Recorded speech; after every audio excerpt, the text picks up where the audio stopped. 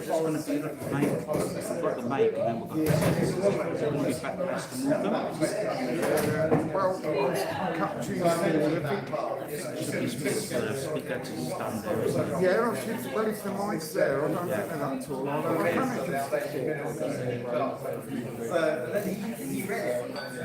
Okay, let's do the 30 second and go live. 30 seconds.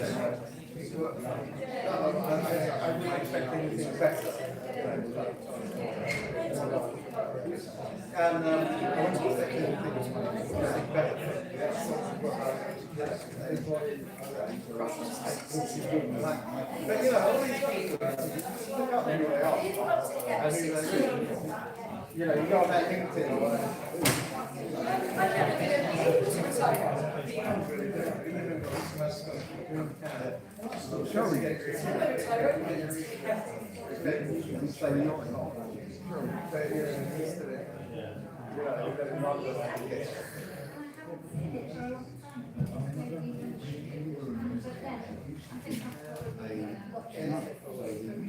It's very much European.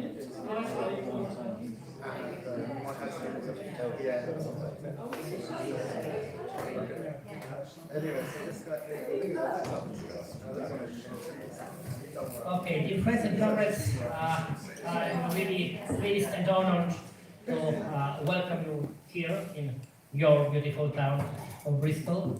I'm Konrad Rękas. I'm Polish journalist living in Scotland, so it's both Polish and Aberdonian, so it will be a hard challenge for you to, I believe, catch and follow me. So if so, just please stop me. And please, in this very special day, let me introduce our very special guests, including Chris Williamson, MP from Derby for many years, excluded from the Labour Party for saying the truth about the Zionism, about the war, about the jingoism, and about taking the position of the war party by the Labour. Welcome.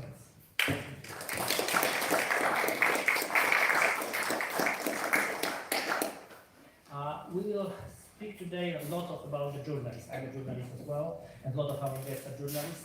And it's a very sensitive moment for all of us because we all know that we face censorship in our everyday lives, that the freedom of speech is restricted as never been during the last couple of decades. So it's so important to meet here and to have the opportunity to speak truly about the war, about the situation in Ukraine, about the situation in Palestine, and about the threat of the global war we have to expect. So please, for me as a journalist, it's a great pleasure to introduce you Warren Thornton, journalist who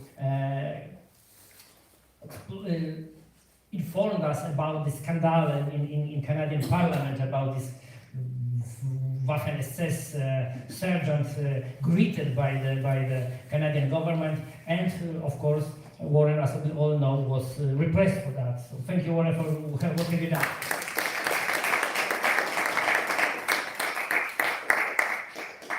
We will speak a lot about the freedom of speech. So please just let me introduce quickly our guests, journalists and researchers. James Tweedie,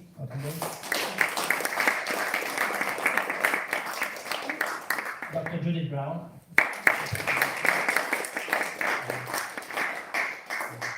local Bristol strange of freedom of speech and of independent thinking, Martin Summers. And investigating journalist Tony Gosling. I believe that we hear a lot about the plots and about the roots of the present jingoist politics, not only of British government, but also whole Anglo-Saxon elites and how they create the reality we now live in. And of course myself, Konrad Rękas, Polish journalist, Polish activist, and activist member of the NO2NATO. Thank you very much.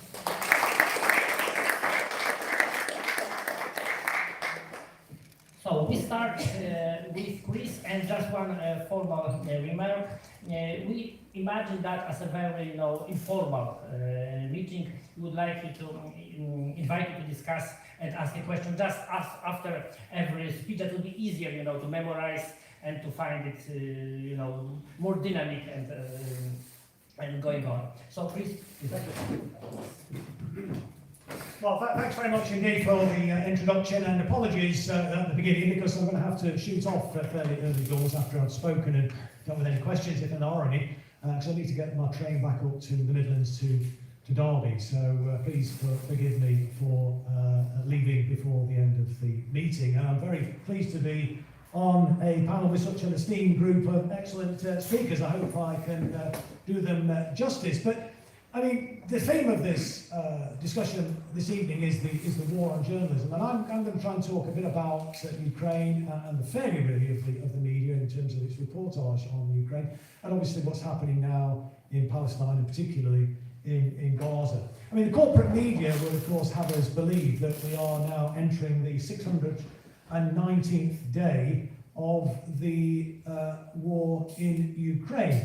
The proxy war, NATO's proxy war in Ukraine. Of course, the media don't refer to it as a proxy war, though. It's always portrayed, isn't it, as Russian aggression or Russian imperialism or Russian tyranny. Oh, and of course, Putin's a madman is all the stock phrase that we often hear from the mainstream media whenever they are reporting on the situation in Ukraine. But the reality is that this war that could and should have been avoided. The reality is it's a war that could and should be ended right now.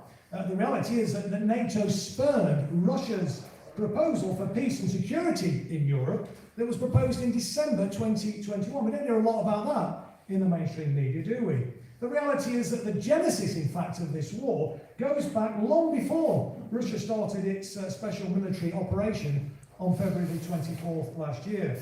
And despite the media pretense, you can actually trace it back, to the coup, the Maidan coup in 2014, the US and EU sponsored coup in 2014. In fact, you can even trace back even further than that to the Orange Revolution in 2004. But of course, the media never talk about the reality. And the reality is that in the 2014 coup, Viktor Yanukovych, who was the democratically elected president, was overthrown. But he was deemed to be too pro-Russian, so the US decided that he had to be deposed. But the US had long wanted to sever the growing ties between Russia and Western Europe. And of course, the Nord Stream pipelines were seen as like a red rag to a bull to the United States of America. And Europe's growing dependence on cheap Russian gas was unconscionable to the United States. So they devised a way to break that link. Provoking a war was deemed to be an appropriate way to force the issue. And just to make sure the link was broken, the US blew up the Nord Stream pipeline, didn't they, last year? And of course it was the veteran Pulitzer Prize winning investigative journalist Seymour Hersh who fingered the US for actually doing it, not the corporate media. In fact, the corporate media were reporting, well, it might have been Russia that did it themselves as some sort of, pretext. I mean, God knows why Russia would have done that. They wanted to cut off the gas supply, they just turned the tap off. But anyway, that's how the corporate media were trying to sort of portray it. And of course, Seymour Hersh, this guy who exposed the Była massacre in, I think, 1969, is effectively kind of expelled from, abandoned by the mainstream media, and now his output is through his Substack platform, which he has a huge following there, and that's the great thing about independent media and social media, that we can still get our message out. So NATO indulged in numerous extreme provocations to bounce Russia into a war. After promising Mikhail Gorbachev that NATO wouldn't expand 1 inch eastward after German reunification, NATO's membership almost doubled in the intervening years. But Ukraine's membership of NATO was always a red line for Russia, and they repeatedly made that clear. But it was all, of course, to no avail. In 2008, people may remember, the NATO issued the Bucharest Declaration, boldly stating that Ukraine will become a full member of NATO. Although NATO's been a de facto member of NATO for many years, doing various kind of joint operations with and training and all the rest of it, and military hardware being sort of shipped into NATO long before the war broke out. But the fact that it was led by, oh, hang on, I've lost my place here now, then where am I now, sorry. It's the trouble when you're doing a red speech, isn't it? Let me see, where was I? Yes, that's right. Yeah, Ukraine's membership was always a red line, and they repeatedly made that clear, but to no avail. And of course, we had the Bucharest Declaration that I mentioned. But in 2014, then we had the Maidan coup, which was engineered, of course, and the fact that it was led by literal Nazis didn't really trouble NATO in the slightest. The fact that it was those extremists that were supporting the coup, who burnt to death opponents of the coup in Odessa, didn't prompt NATO to rethink the whole strategy. The fact that 14,000 people perished in the civil war didn't even register as an issue for NATO. In fact, NATO was happy to facilitate an 8-year-long civil conflict. NATO was content to allow the Kiev regime to flout the ceasefire agreements known as the Minsk Accords. NATO said nothing when the coup president Petro Poroshenko pledged to make kids living in the Donbass cower in their basements. I don't know if people are seeing that on YouTube or whatever, but if you search it, you can actually see him making that speech. In fact, NATO sought to extend the conflict for the reasons I've already outlined. Senior figures in NATO's de facto, senior figures in NATO's de facto think tank, the Atlantic Council, were supportive of a war with Russia. Just 2 months before Russia's special military operation, the Atlantic Council was urging a war in an article in the Wall Street Journal. The author of the piece was John Denny, who's a senior fellow at the Atlantic Council. He set out what he described as the strategic case for risking war in Ukraine. NATO allowed Zelensky to build up his military forces on the Donbass border, ready to mount a huge military offensive in early 2022. Of course, the attack never actually materialised because Russia invaded before the offensive could get underway. So this plan to fracture European ties to Russia had been long in the making. Russia argued that its operation was covered by the UN's responsibility to protect doctrine. This duty applies when a state manifestly fails to protect its populations. Well, the Kiev regime had been manifestly failing that test for 8 years. And it wasn't just failing to protect its population in East Ukraine, it was actively killing and maiming them. So Russia certainly had an arguable case to intervene. And it was a darn sight more arguable than when the Tory Prime Minister David Cameron invoked the responsibility to protect doctrine to try and bounce Parliament into military action in Syria in 2013. But fears that NATO's proxy war in Ukraine could escalate into World War III have been overshadowed by Israel's genocidal war in Gaza, which could be the spot for World War III if things really are not brought to a halt sooner rather than later. But the corporate media's coverage of the war in Ukraine certainly failed the 5 tests of ethical journalism, and some of the journalists on the panel may want to refer to these tests of ethical journalism, which are accuracy, independence, impartiality, humanity, and accountability.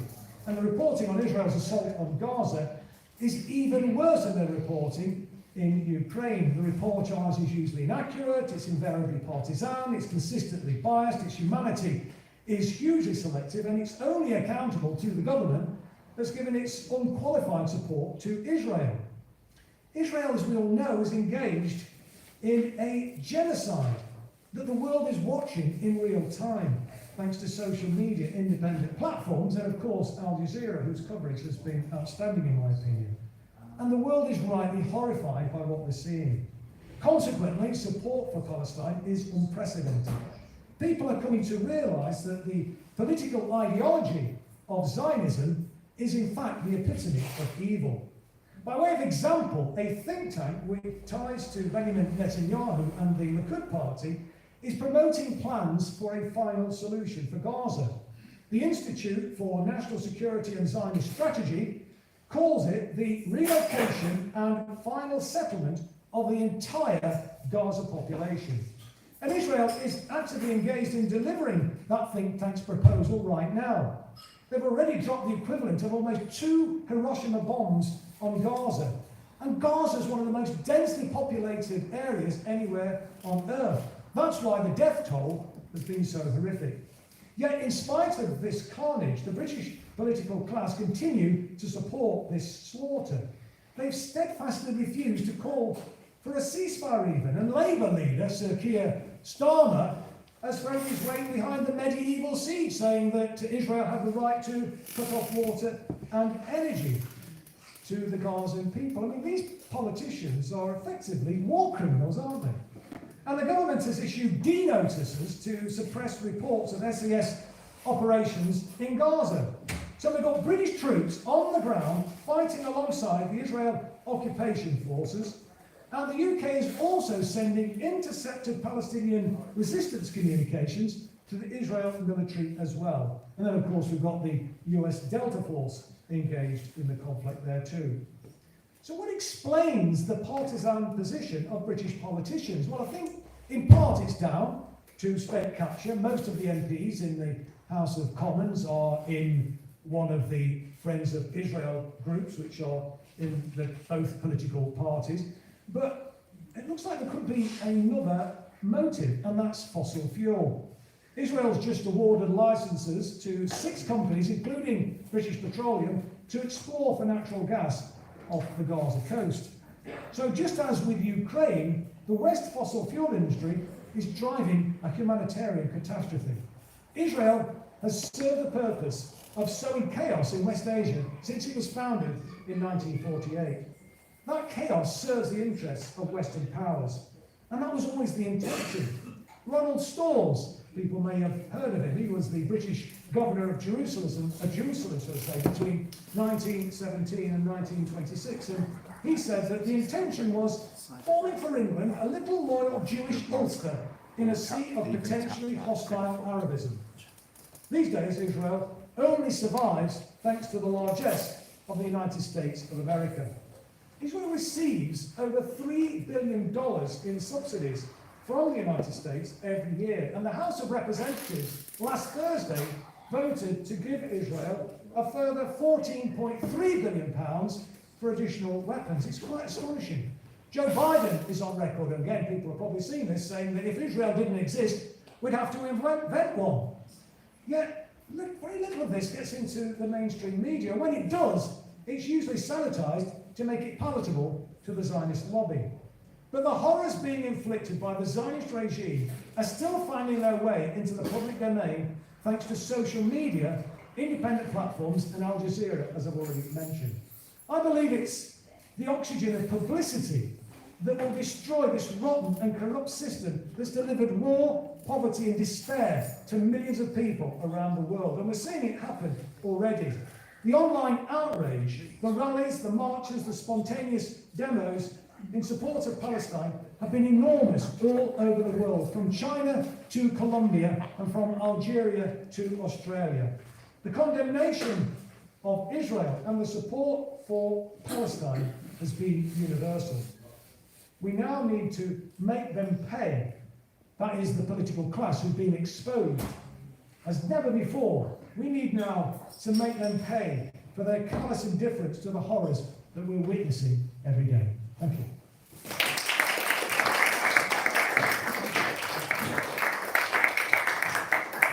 Thank you very much indeed, please. I asked previously if you have any questions. Now, that's the moment. Please have a say. Who would like to start? Okay. Well, Chris, it's absolutely nothing to do with what we were talking about, but because of who you are, musician and Workers' Party, you might know. Do you know if there's any leafleting teams organised for the demonstration in London on the 11th? I don't know for sure, but I'm pretty sure that there will be, because there was leafleting teams out last time, and in fact some of the leaflets that were being distributed last time are actually on the table there. So I think it's pretty certain. I don't know, Chris, whether you know for sort of like. I know. Yeah, I was on those leafleting teams. So I did ask on the Telegram thing 2 weeks ago. Didn't get any response. We can organise it. Okay, I think that would be magic. Okay, thank you. Yeah. Any further questions? I just wonder if you could say something about what's happened to Andy McDonald. Andy MacDonald, Yes. being suspended from the Labour Party for his comments, which were totally about justice in Palestine. Nothing to do with pro-Palestine or pro-Israel. In fact, they were measured on both sides. Well, they were. I mean, Andy MacDonald made a very reasonable comment, it seems to me, talking about peace for, in fact, not just the Palestinians, but also for the Israelis living in the Zionist colony.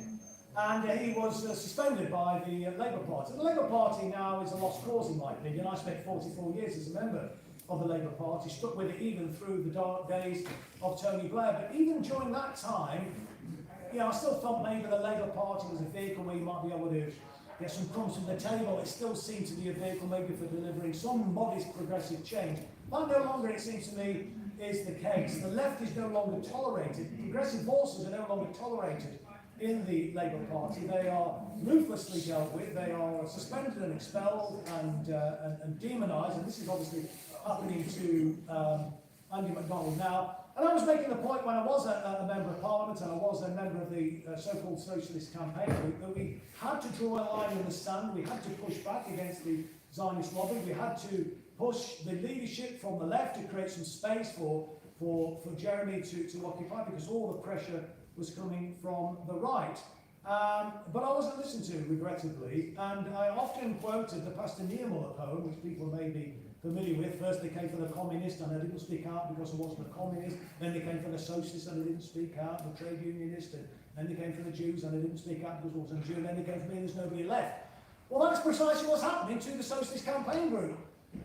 Jeremy allowed this monster to grow, and I kept saying to Jeremy, stop apologising.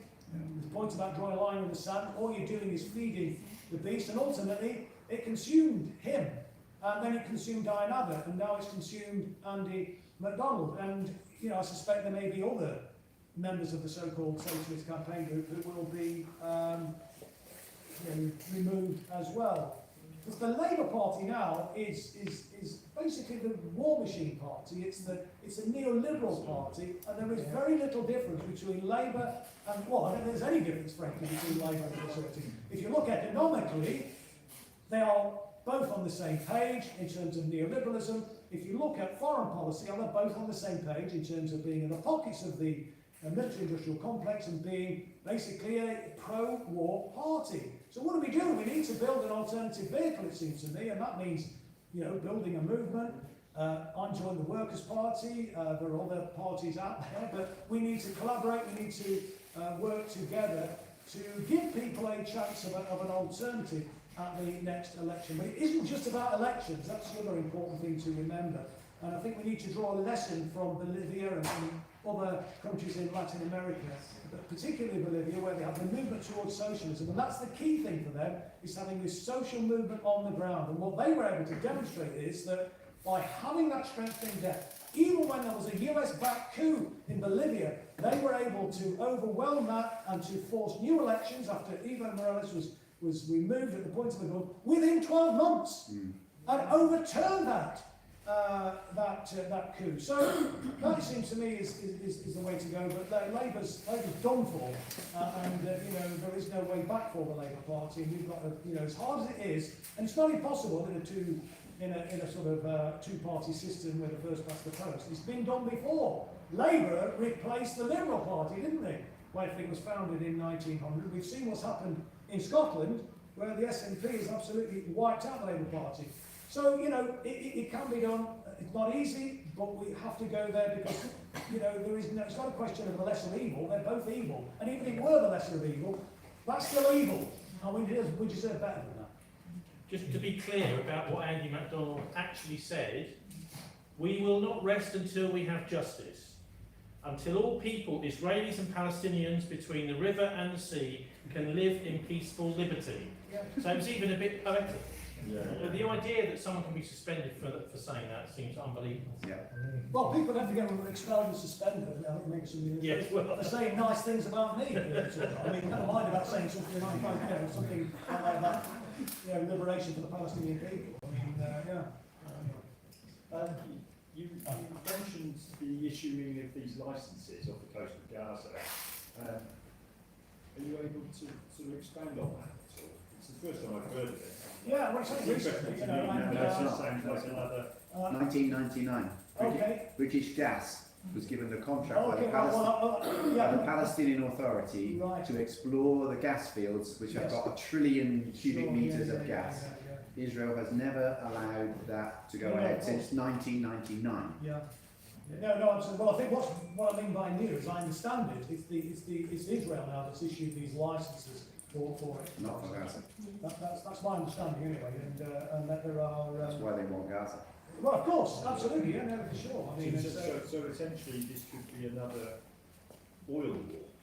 well, I mean, often it comes down to, as I was saying, really, often this is kind of driven by the fossil fuel industry. I mean, you kind of look at many of the conflicts around the world have been driven by the fossil fuel industry, the desire to access fossil fuel reserves. I mean, the coup in Iran, back in 1953, and they ousted Mohammed Mossadegh was at the behest really of the what is now British Petroleum. Okay, sorry. Okay, well, that's yeah, so a lot of people may know or not know that today is an anniversary. There's been several in the recent days. The second, we had the Balfour Declaration anniversary. And then today is the anniversary of the murder of Yitzhak Rabin, who was murdered on this day in 1995. And I don't know if people have been looking into that, because the widow of Yitzhak Rabin actually blamed Netanyahu for his death, because Netanyahu has always been allied with fanatical Zionist Jewish extremists. And he, prior to Rabin's death, had been one of those mounting processions and demonstrations, including a mock funeral for Rabin. So he's always been there as someone that people don't trust. But he's also known to be a serial liar, which is the point of my question. People remember that Sarkozy in 2010 was overheard saying to Barack Obama that Netanyahu lies, as if there was any great surprise. So my question is about whether people think that what's happened during this conflict is another lie. Has there been a lie? It seems impossible to me that, no disrespect to the Palestinian fighters who are incredibly disciplined and determined, could have managed to completely evade every single surveillance and intelligence tool that the Israelis have. In which case, the question then comes, should we be looking at whether or not there was more behind this? Lots of the stories that happened on the 7th of October have still not been told, and we're finding out bit by bit that the Israeli narrative just doesn't stack up. No. So I'm not sure I buy the argument that this was a conspiracy. I mean, that's a kind of an open question, but I mean, I think that the Palestinian resistance now is better organised, better equipped than it's ever been. And I think the ability of the Israeli occupation forces to mount a successful ground incursion into Gaza City will be very, very difficult indeed. But what I would say, the point about lies, as Julian Assange says, all wars are started by lies.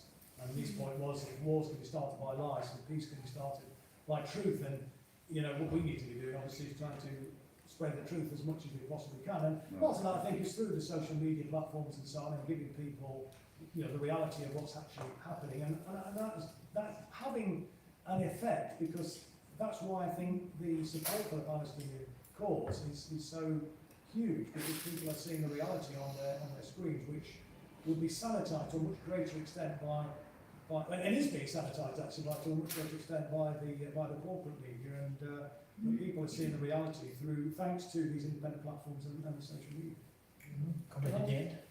And I was just wondering, when you were talking about the gas, Richard Fairhurst was saying something about this new canal they've got planned. Yeah. Do you know anything about that? It's actually just waiting for the Richard Fairhurst was talking about what it ties in with the gas field.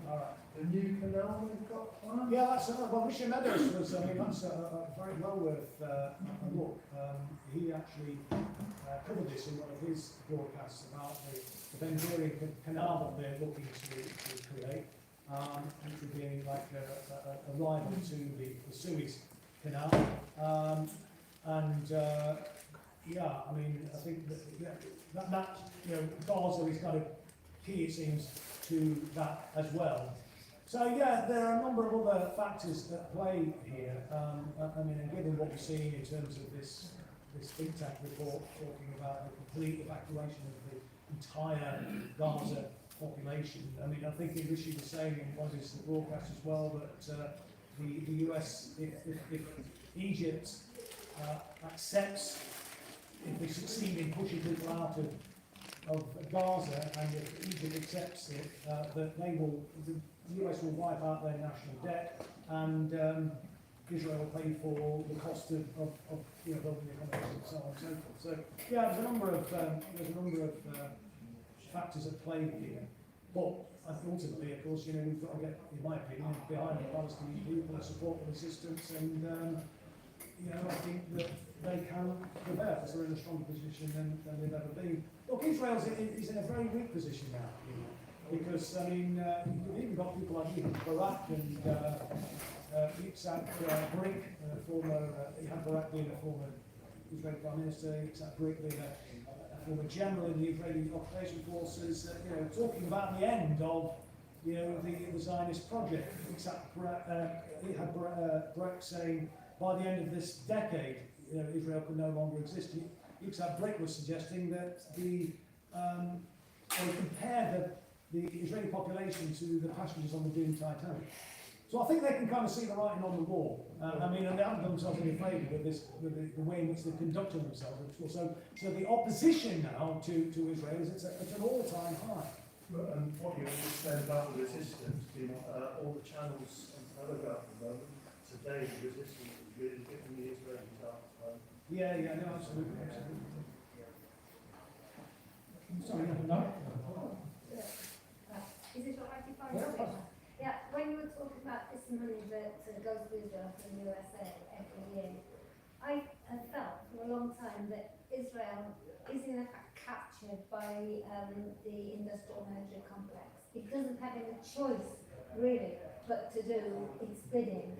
So although it's almost like the Jewish population of Israel has been made scapegoats again by being forced into this situation, which is evil. I mean, you have to say it is. No, I'm not sure. But what choice do they have really? Because they can't survive without this money, and if they don't have this money, if they don't do the biddings of their paymaster, then that money won't be withdrawn and they can't exist. Well, I mean, again, quoting Julian Assange, he talks about the forever war, didn't he? And these wars kind of, that money which is initially for different countries ends up being, falling into the pockets of the military industrial complex. But of course, let's remember that a lot of the people living in Israel have kind of just moved there from Europe and from the United States of America. Many of them have old dual citizenship, and indeed there was a poll from Channel 13 prior to the latest Palestinian uprising that suggested that 28% of the Israeli population were visibly moving. That figure will have gone up immeasurably now. Israel's economy is struggling now as a result of this. I think there will be now a much greater likelihood of boycotts, of sanctions, even officially sanctions being imposed by nations, but also I think people's awareness now of the brutality of the Israeli regime will drive people to spontaneously boycott Israeli goods and so on. So yeah, they're in a difficult place now. I think economically in a difficult place, militarily they're in a difficult place, and given the level of hostility now to Israel and support for the Palestinian people, and the Israelis themselves feeling vulnerable now in a way that the Palestinian people have been for such a long time, because the Iron Dome ain't working. And if Hezbollah get involved, which is looking increasingly likely that will happen, potentially Iran as well, I foresee Israel collapsing actually in the not too distant future, but obviously that's what it's right. I've probably better shoot for my taxi now. So, yeah, any chance for last question, please? Thanks for coming. Yeah, thank you. Yes. Thank you for having me.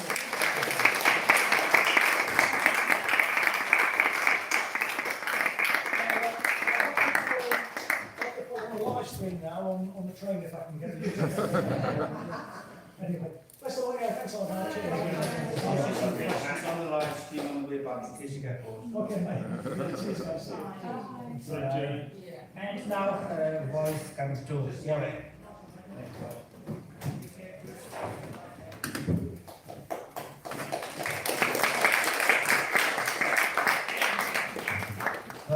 of all, thank you very much for the organisers for having me here and for you turning out here. I think it's important that I speak about three things, really. I'm going to tell you a bit about myself and how I started out becoming a journalist, what happened exactly with the arrest, and what journalism and why we should be saying no to NATO.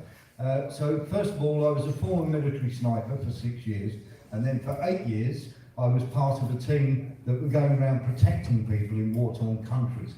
So we were, if you like, looking after anybody that wanted to do aid work.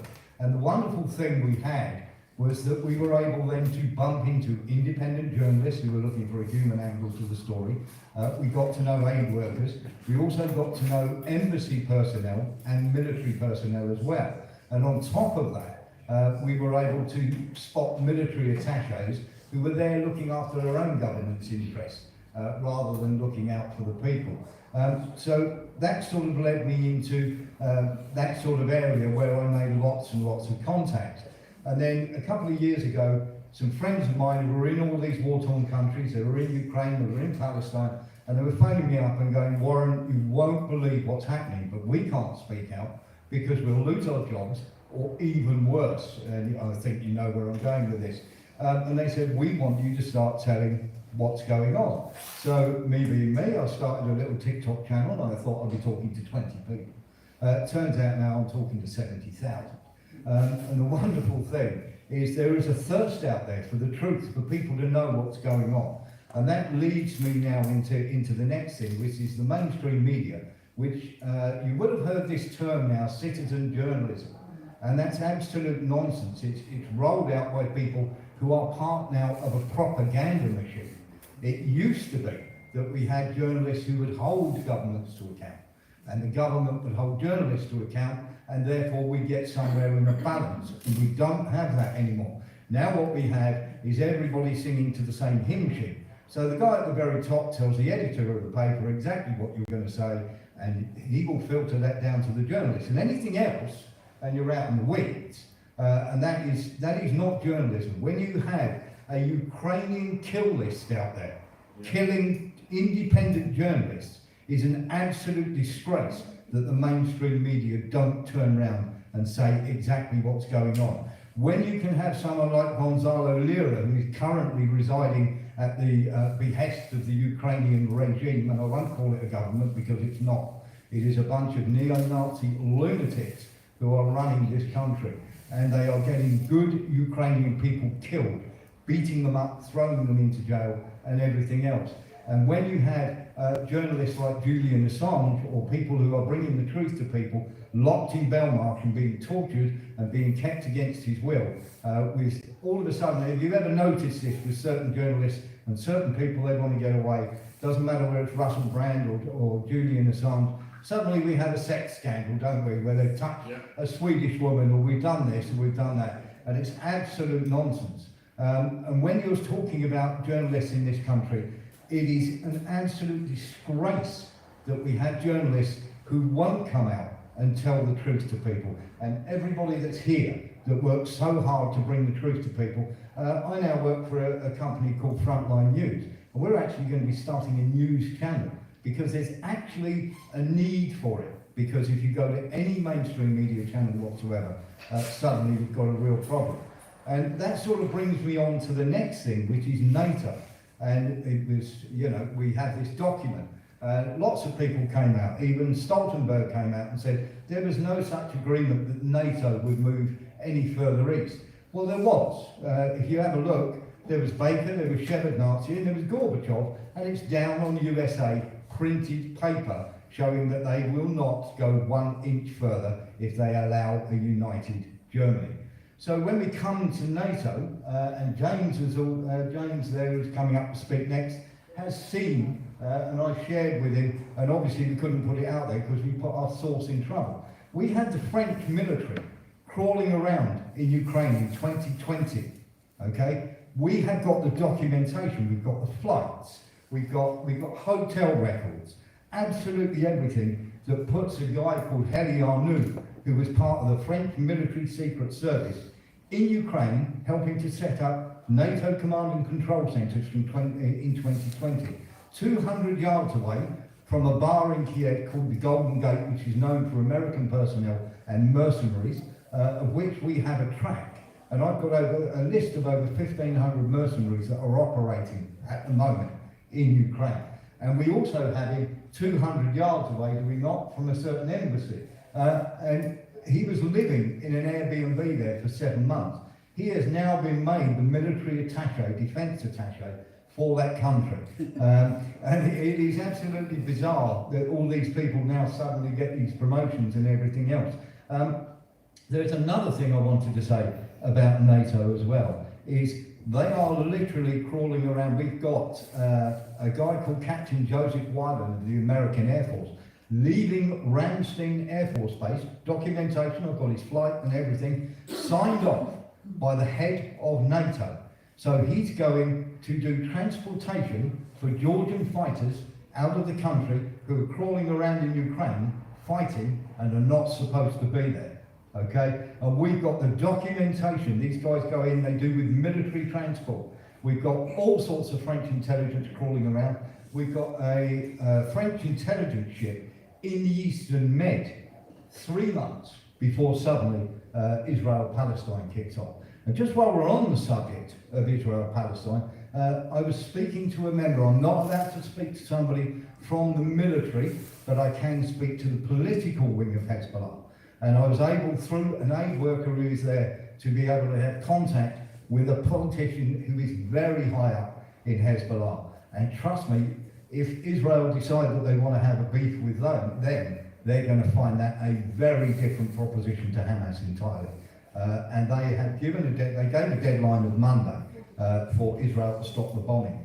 And what we're not looking at here is suddenly this crazy thing of if you kill one child, you kill one civilian, suddenly you create 8 people who want to kill you back. Because what happens is these people come up to you and they go, you know, everybody has their, shall we say, crazy people in any country, in any part of the world.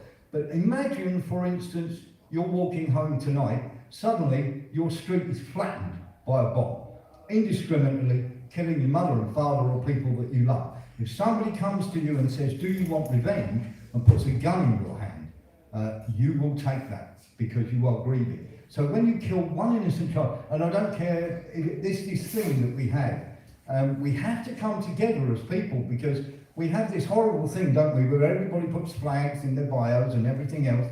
If you kill one child, I don't care what flag you're standing under, you're a war criminal, okay? If you indiscriminately, deliberately target these children, then you are, as far as I'm concerned, a war criminal. And there's one other thing I would like to say just before I finish, and it is, when we look at this, look at the money, we are currently undergoing an investigation, and I always call these North American takeover, which is to do with the neocons, because we have, at the moment in this investigation, 112 people in the Senate of America who are taking campaign funds from defence contractors, okay? And I've also got 37 NATO people working very closely in the defence industry who are taking money from defence contractors. And obviously we'll be doing a big expose on that as well. And the thing I really wanted to say here is, if you have these people fueling wars, then we're all going to be in trouble. And there is nobody coming over the hill to save us. It's up to us to do it. You hear this term about the white hats and everything else. It's one of those, sit back, and while you're sitting back and waiting for them to come over the hill and save you, suddenly the crazy people are still getting on with everything that they want to do, okay? And what you have to remember is, when you look at the natural gas, a wonderful point made there, let's not forget that Russia, Iran and China were all going to get together to do this the Eastern Med pipeline, okay? And now we also have the Americans wanting to make one with Saudi Arabia and everything else. And I would ask you, which 3 countries have America wanted to have a war with? Russia, China, Iran. Within 2 hours of the rockets going from Gaza into Israel, the BBC, CNN, everybody was on there going, it's all Iran, Iran, Iran. They don't care about Israel, they don't care about Palestine, don't care about Ukraine, don't care about Russia. They care about money and power. Thank you very much.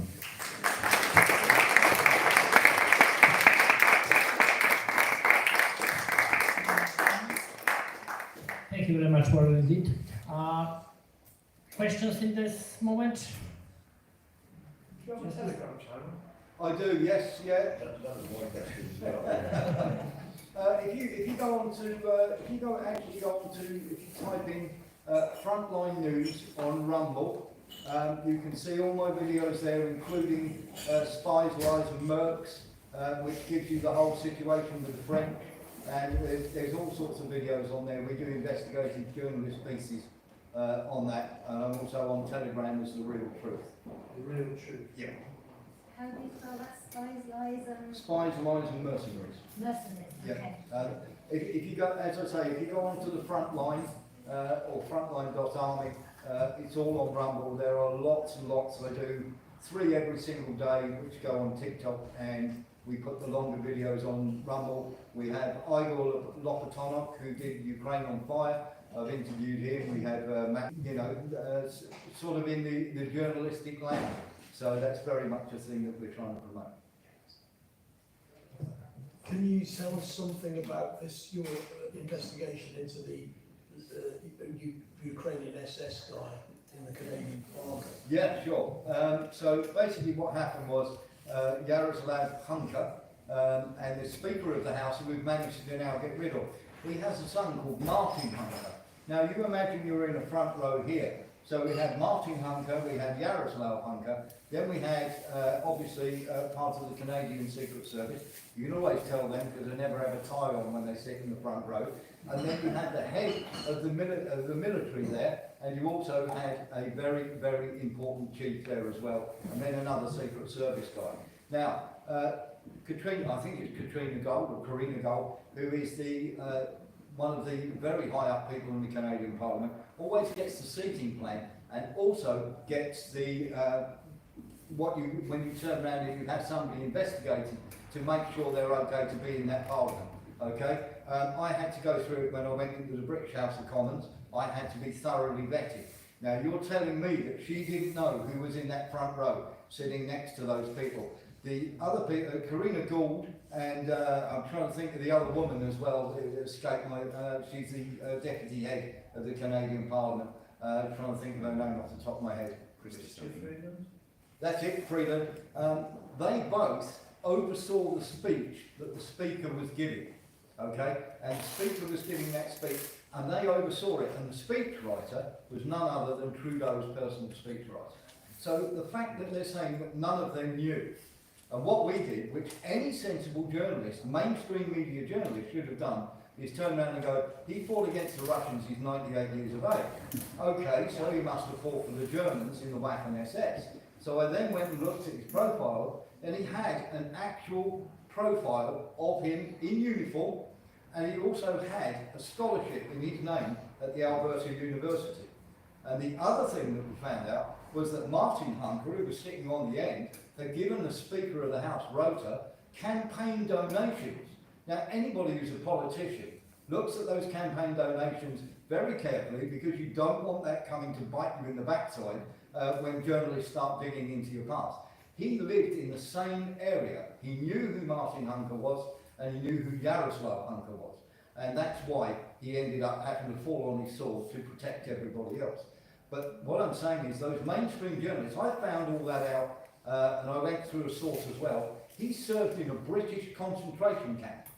Okay? So we knew who he was. And you're telling me the Canadian Parliament didn't know who he was. And the thing was, within 4 hours we found out that. Now you're telling me that mainstream media couldn't do that. And then of course, when I turned around and I said, right, here's the guy, and then suddenly I was on a live on a Sunday with somebody from the Donbass, a reporter in the Donbass, who was talking about the shelling going on in Ukraine. And suddenly the police show up at my door and they want to cart me away for a quick question and answer session. I then refused to go voluntarily. I was then arrested. I've spent a rather fun night in the cells when I was singing all sorts of freedom songs. And then in the morning, my lawyer rather smacked him around a bit, or my solicitor rather smacked him around a bit. And we were free to go. They tried to give me a caution. I refused to have that as a voluntary caution. And they went outside, had a discussion, and suddenly there was no, you're free to go, sir. And when I was actually asked, you know, they tried to do me for malinformation, which means you've got the correct information, but they don't want it going from the private to the public sphere. Now, misinformation is when you don't know that it's a lie and you publish anyway. Disinformation is when you know it's a lie and you publish. Malinformation means you've got the truth, but they don't want it going into the public sphere. And as a journalist, we have a right, when an organisation or a person is deliberately misleading the public, to let the public know about that. So we basically invoked Article 38. He didn't have a clue what we were going on about, and I was released the next morning. This is in Britain. This was in Britain, yes, it's Bristol. But they didn't actually charge you in the end. No, they didn't. No. Is it? No. No caution, no charge. Is it true that Martin Hunker and Jaroslav Hunker, Martin Hunker is quite a wealthy businessman, that's what I've He read. was, yes, yeah. And that they're actually the constituents, they live in the constituency of the former Yes, they do. speaker. Yes, they do. So yeah. the speaker knows Yeah. who these guys are. Yeah, They're exactly. they're his constituents. Absolutely. Martin Hunker actually worked for the largest mining corporation in Canada, and he was the chief financial officer, and he was the one who donated through that company, through the mining company, donated quite a large amount of money to the Speaker of the Canadian House. Yeah, well, I think we will discuss about it also later, but it's hard to imagine that Chrystia Freeland, who is granddaughter of the prominent Nazi collaborators, Ukrainian collaborator from Krakow, from the Yes. occupied by Nazis, German Nazis, city in Poland. It's hard to imagine that she's not aware about someone's Nazi past. Absolutely opposite. Yeah, and Jaroslav Hunker, let's not forget, his unit, including him, went into a village, pulled 5 people out of a bar, and shot a 15-year-old boy for having a Russian coin in his pocket. What was it you were saying about British concentration? He served in the British concentration camp, Jaroslav Hunker. So the British knew exactly who he was, and therefore could quite easily, I mean, this was information. How do you mean a British concentration? Sorry, prisoner of war camp, I do apologise. Prisoner of war camp. What, in Ukraine? Oh, in Britain. Yes, he was. Yeah, he was captured, brought to Britain, and put in a prisoner of war camp here. So we knew full well who he was. The fact that the Canadian Parliament say that they didn't know is absolute nonsense. I'll just on this point, Yeah. I don't suppose we want to labour it too much, but one, they knew, clearly they knew, and they probably knew that it could be revealed, and indeed it was revealed in the mainstream media, and there was a big outcry.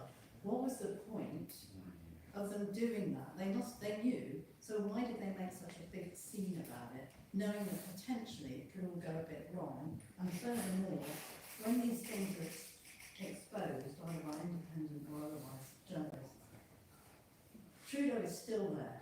They seem to just be able to turn the clock on very quickly and it's all forgotten. And I think the one thing I feel a bit depressed about all of it is, although there's a lot going on, and I really appreciate all the people that do all this amazing work, independent journalists, without them we'd be stuck, really, we wouldn't know what was going on. Thank you. But at the same time, I always feel we're a bit of a self-selecting people. You know, we've always been sceptical, with perhaps on the left, whatever it is. Yeah. So we're there already, our antennae are out for all the stuff. The majority of people aren't. No. And so we're still in this position where we're a small minority of people who know what's going on. Yeah. And how do we ever get beyond the censorship of the mainstream media? We have to wake people up. I mean, that's why we're doing the news channel, and it's a wonderful point that you make. There is a wonderful movie called Network that was out in 1976, and Peter Finch turned around and said, when one of the largest corporations in the world own the most brilliant propaganda machine ever, and he was talking about the tube in the telly, and he said he will think like the tube, eat like the tube, dress your children like you do. And he said, you've got to get away from that. He said, turn your tellies off. He said, less than 3% of you people read books. And what we have today is a dumbing down. We have all these wonderful things that people can go on, dancing girls on TikTok, or go and watch this creator on YouTube or whatever. And there is not enough people in politics that should be. And the whole idea is to create this distraction here while we get on with what we're doing here. Bill Hicks said it best, the American comedian, when he turned around and he said, here's 52 channels of rubbish, watch this, we will wake you up when it's time to vote. Speaking of which, James? Thanks.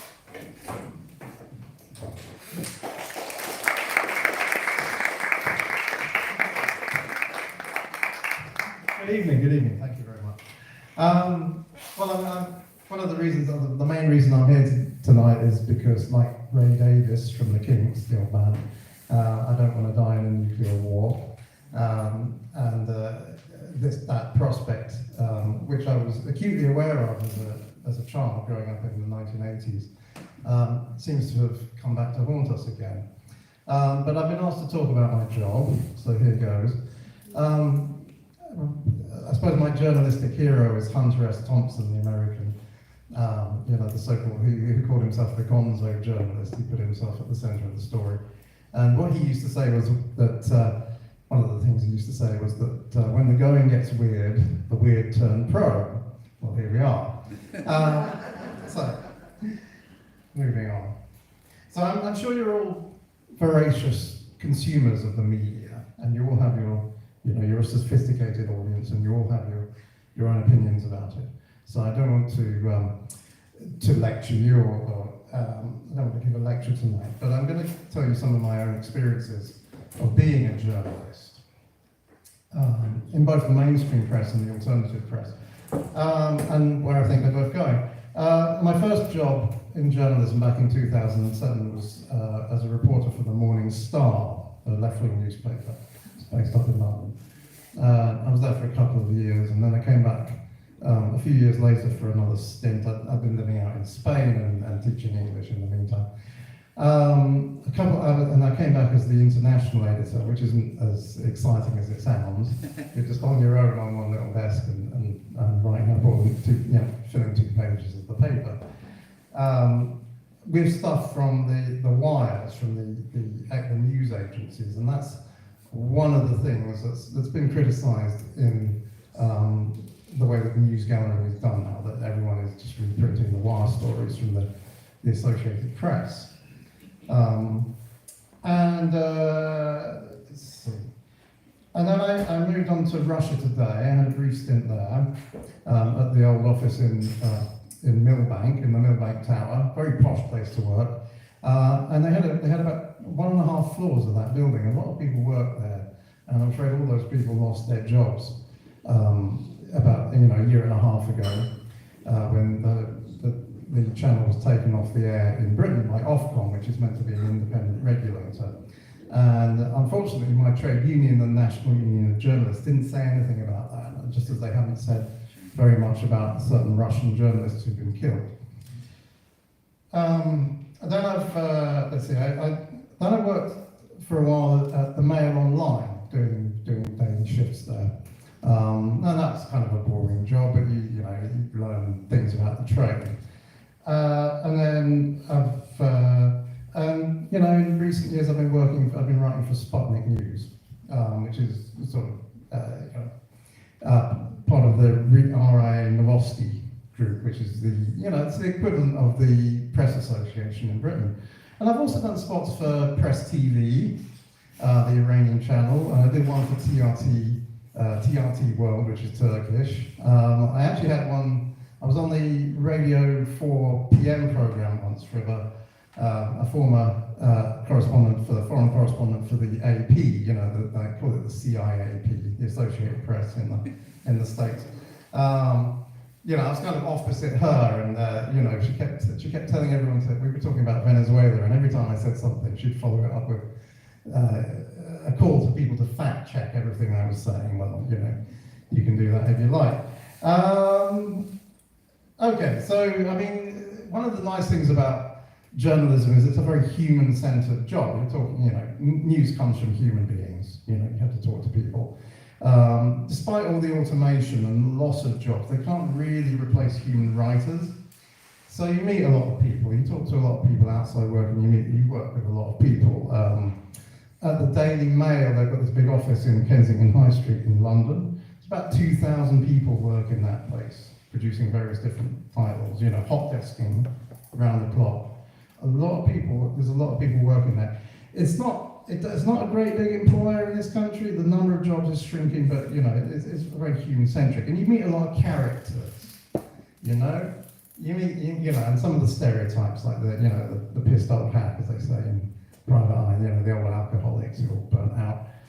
And these kind of highly strung editors, you know, who are always shouting at everybody. You meet those people too.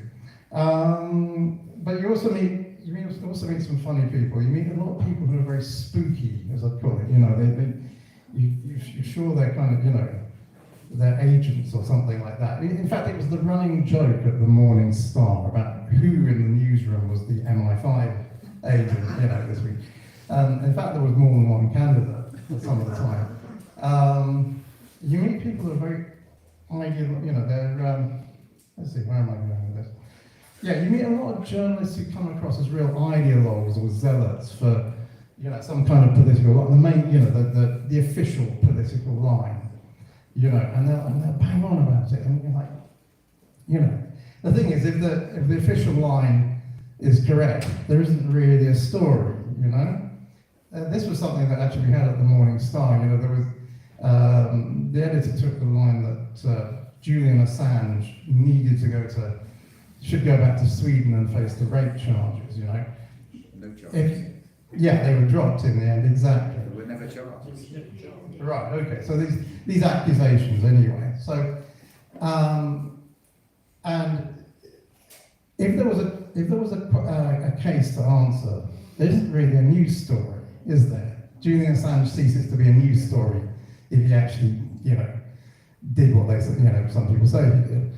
So, you know, it's counterintuitive to a journalist, you know, to your news sense, to do that kind of thing, to take that kind of line. And it led to a kind of schizophrenic approach, actually, of the paper there. So these people, these people who echo the establishment line, you know, they just repeat what they hear, and they, you know, they're very happy to repeat the official line. Whereas, let's say a good journalist believes in that maxim that we should follow the money and not believe in coincidences or unintended consequences. You know, if something happens, someone wanted it to happen, even if it's a disaster.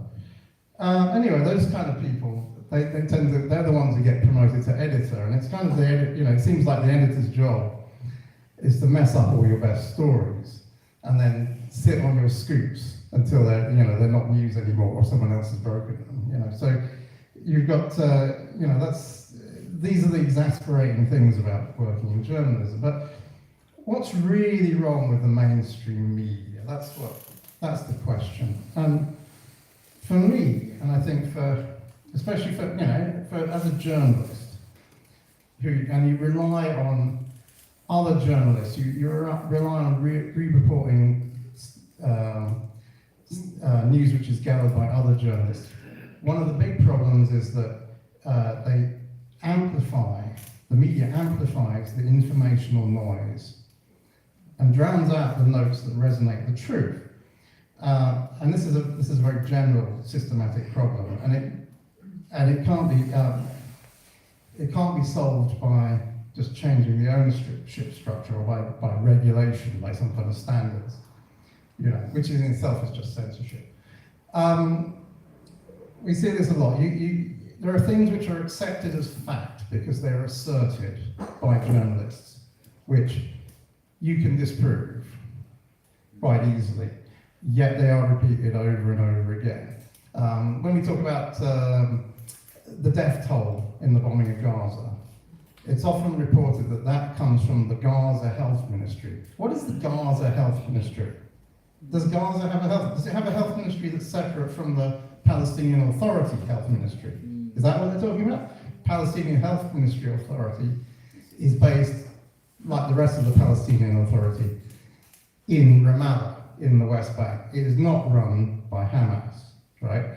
They publish those figures. You can get it off on WAFA, which is the Palestinian Press Association, and you'll read the same figures, you know, and they'll say to you that, you know, 73% of the victims are women, children, and the elderly, right? That's not Hamas propaganda. You might say it's PLO propaganda, if you like, but it's not Hamas propaganda. But that keeps getting repeated, you know, the Gaza Health Ministry. So yeah, it's not quite about who owns the papers, and it's not about their politics either, in a way. I'm going to contradict Warren on this. You might be aware that, say, Reach PLC, that used to be Trinity Mirror, the Mirror Group, right, owns the Mirror. Mirror's always been a pro-Labour Party paper, right? It also owns the Daily Express and the Sunday Express, you see, which is like a big-time small C conservative paper, right? Why is it, you know, so why is it publishing, you know, why is it printing two different messages in two different papers? Because they're marketed to different groups of people, you know? It's just, they're just selling a commercial product. And there's this idea that rich men own newspapers or TV channels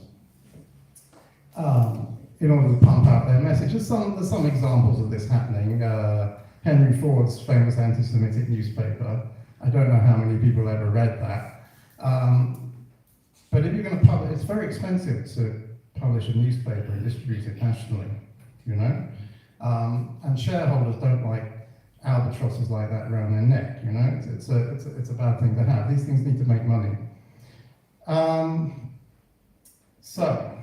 And same with the Daily Mail Group, actually. I used to decide I worked at the Daily Mail Group there in Kensington High Street. They had the Daily Mail, has about 1 million readers of the print edition, a lot more online. It takes a pro-Brexit line, because that's what its readership think.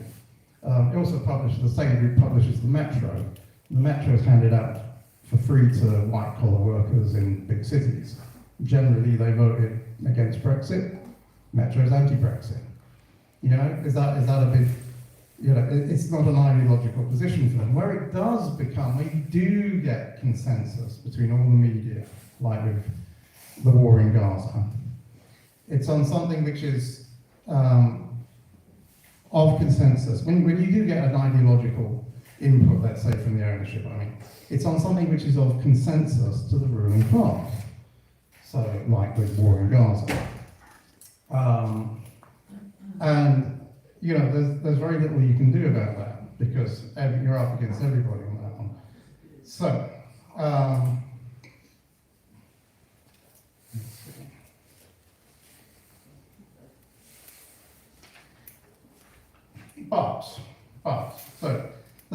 so there's failure to question the official line and shine a light on crimes committed by the powerful is what contributes to the impunity of our leaders. You see, this is the problem. But at the same time, like I said, those newspapers, those TV channels, they need to make money, they need to get advertisers, they need to sell copies, right? They need to show they've got a readership or a viewership, listenership for radio. So they have to, and you know, the people aren't stupid, they have to keep it credible, they have to keep what they're saying credible. They can't keep spinning a yarn when the facts don't add up. They've been very guilty of this on Ukraine. They printed all sorts of unsubstantiated, fantastical stories about all sorts of things. But you see, right now, the tide has turned there. It's very hard to hide that the project in Ukraine is becoming a disaster. So they're doing a bit of expectation management, as they say in politics. So they're admitting, they're starting to float the idea of that defeat for Ukraine is likely, and they're finding people to blame it on. We, let's say, many people, are turning to alternative media, in increasingly large numbers, as Warren said. 70,000 listeners is pretty respectable. It's a lot. It's more than some newspapers get in terms of readership, I'd say. So we turn to the alternative media in search of the truth, and many of us here on the podium are independent journalists, but are we getting what we want? Are we getting what we're looking for here? You know, we are kind of spoiled for choice. It's a healthy little market there.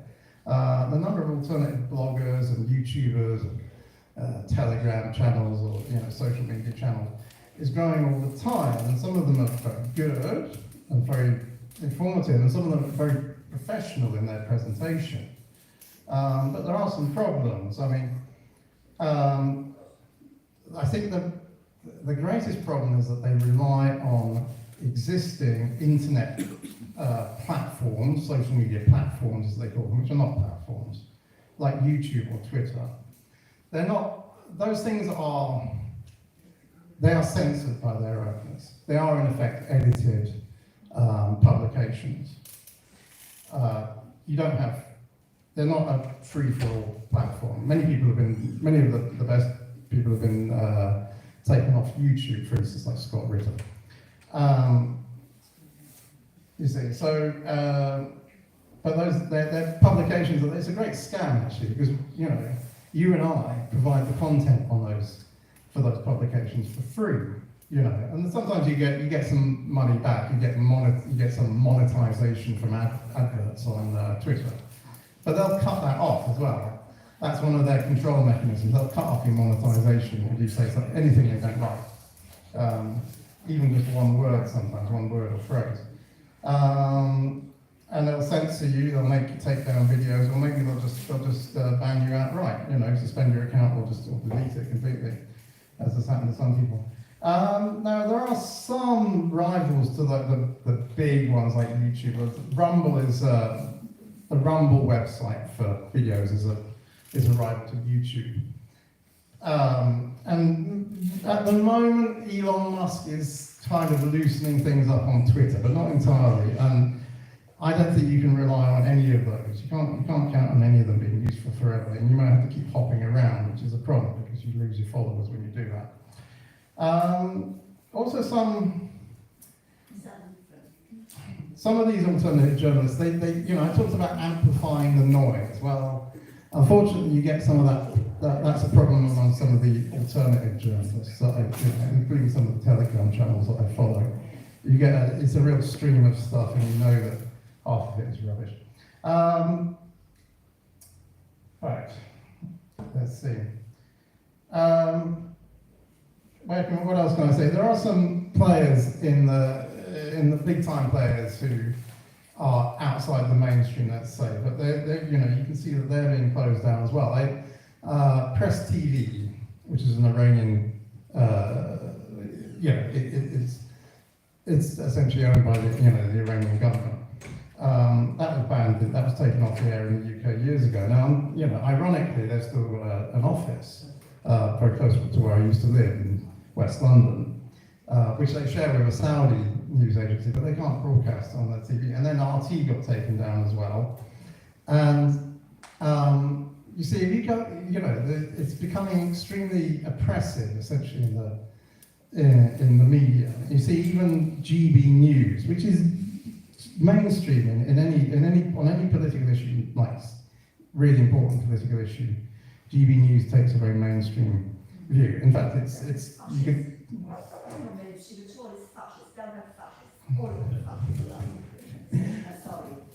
Well, he's a fascist, a Zionist and a fascist. Do not underestimate him. Listen to what they say. Read between the lines. Sorry, but I told this a lot. Well, okay. I kind of like GB News. It was kind of, it did kind of put a few people, it did challenge. It challenged some of the big players. They came through, and they actually got a bigger audience share than people like Sky. And let's see, the News International tried to put something. They started something called Talk TV as a rival, and that flopped. That's Piers Morgan has a show. And okay, so that was actually a success story, a commercial success story. But they started talking, because there's a few people on there who question the official line on a few things, not anything important, not anything big like Ukraine or Israel. They're talking about shutting it down now, taking it off the air, just as they did Press TV in Russia today. And you've heard from Warren about how he was harassed by the police, just for exposing the truth, for malinformation, as you put it. Just recently, I think maybe some of you might be aware that Craig Murray, the former ambassador, he's a former ambassador, British ambassador, you know. He was arrested while returning from Iceland, flying back from Iceland, and had his phone and his laptop confiscated, apparently for attending a Palestine solidarity demonstration in Iceland and making some comments on social media about that. So the authorities want to shut down all the dissenting voices, even if the law doesn't let them do it, really.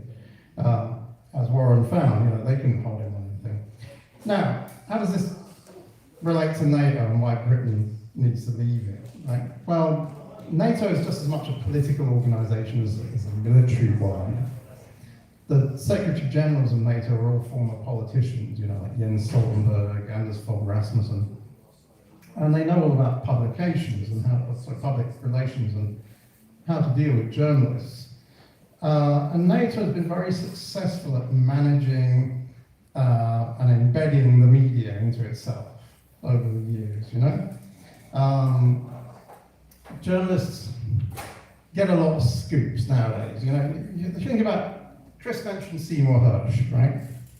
So back in the 60s, there were journalists like Seymour Hersh who were, you know, they were out there in Vietnam, they were embedded with the army, the US Army in Vietnam, in a foreign country, you know, surrounded by hostile people, basically, people who didn't want them there.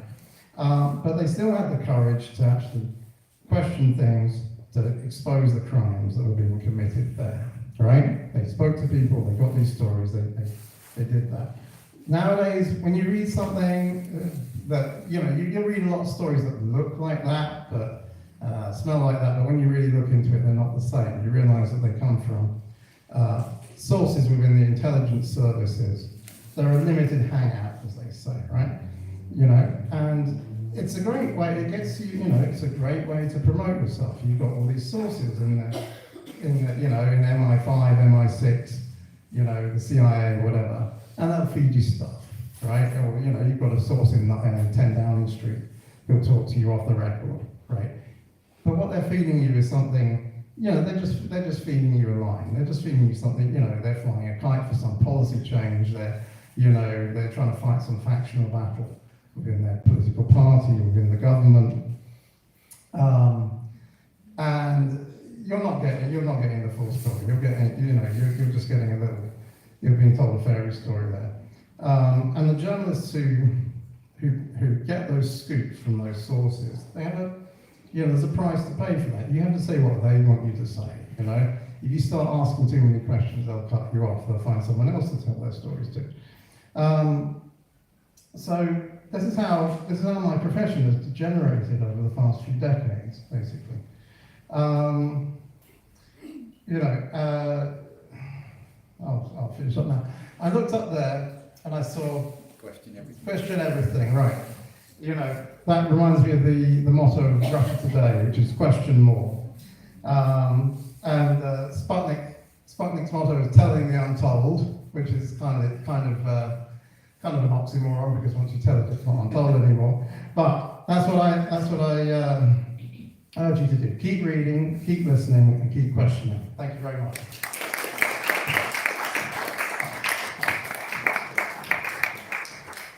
Thank you very much for this professional point of view about the limitations of our profession in the present times, and especially about the limitations of our activity in social media as well.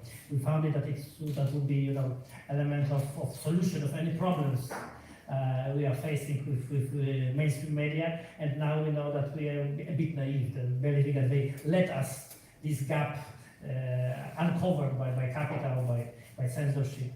and by propaganda. But it was a professional point of view, and now we would like to ask for some scholar view about the freedom of speech and about freedom of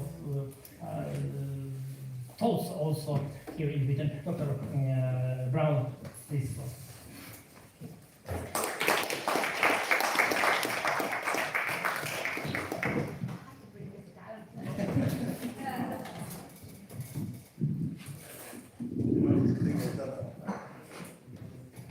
Can you hear me? Yeah.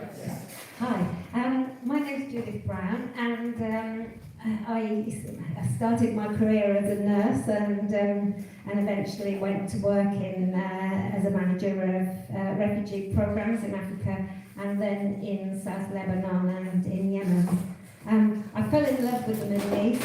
And but what I found when I was there was that everything that I saw was completely different to what I expected. So I just felt that I'd been deceived by politicians and the media. Maybe lots of you think that as well. And so when I came back, I decided that what I would do would be to do a PhD to look at how this deception had happened. So I did a PhD at Exeter in the Institute of Arab and Islamic Studies, looking at how Arab imagery had been depicted in the British media and the influences on that imagery. And since then, which I actually started that PhD on in September 2001, and 9/11 happened, and it ended up a much sort of bigger and more complex PhD than I'd ever expected. But since then I've been doing research on different aspects of the media and how the media shapes stories. So I thought it follows on quite well really from Warren's talk, and especially from James's talk. When the COVID outbreak happened, I don't know whether people have different views in this room, but I immediately felt that there was something very suspicious because I knew a lot about disease protocols and the WHO protocols for disease, and I also knew a lot about how media censorship and media propaganda from my research, and I felt that something was really, really wrong. And in fact, I think Tony was in New Zealand at the time. I put something on the internet to say, doesn't anybody else feel the same as me?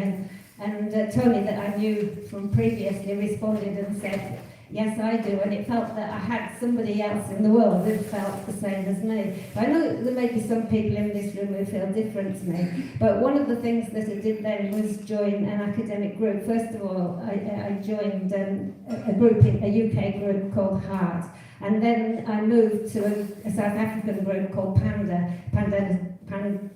Pandemic Data Analysis, and because they had a media group, so I was able to slot into that media group, and I've been working on censorship ever since.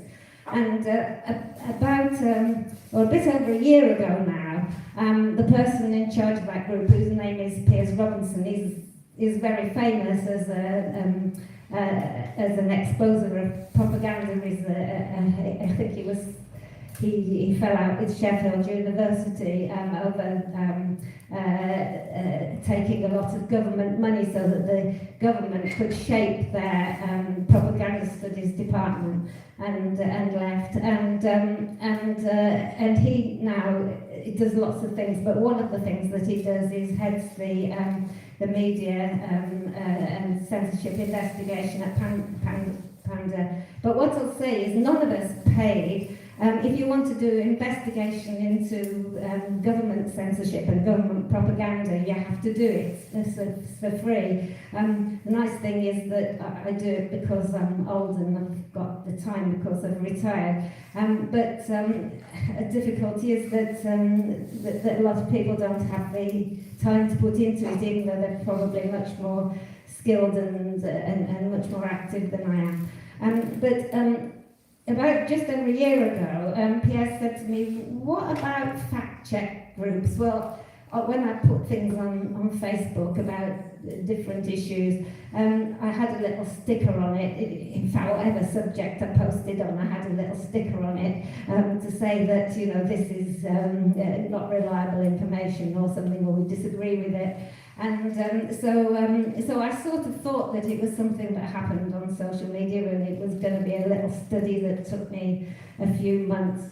But I'm still working on it, just over a year, and almost feel that I've only just touched the surface. Fact check groups, it's an enormous industry. It extends to every country in the world. It extends to every language, even minority languages. Like, for example, in places like Africa and India and South America, where they have minority languages, they actually advertise for people who speak minority languages, so that then you've got a situation of the news agreeing everywhere. So there's also a situation, because you don't only have to stop these stories getting out that you don't want, but you also have to ensure that the stories that do get out are all the same, and the narratives are very similar. For example, you've got a group which is funded by the EU, and all of the European news agencies, news wires, they're the ones who send stories to all of the different mainstream newspapers, such as James was talking about.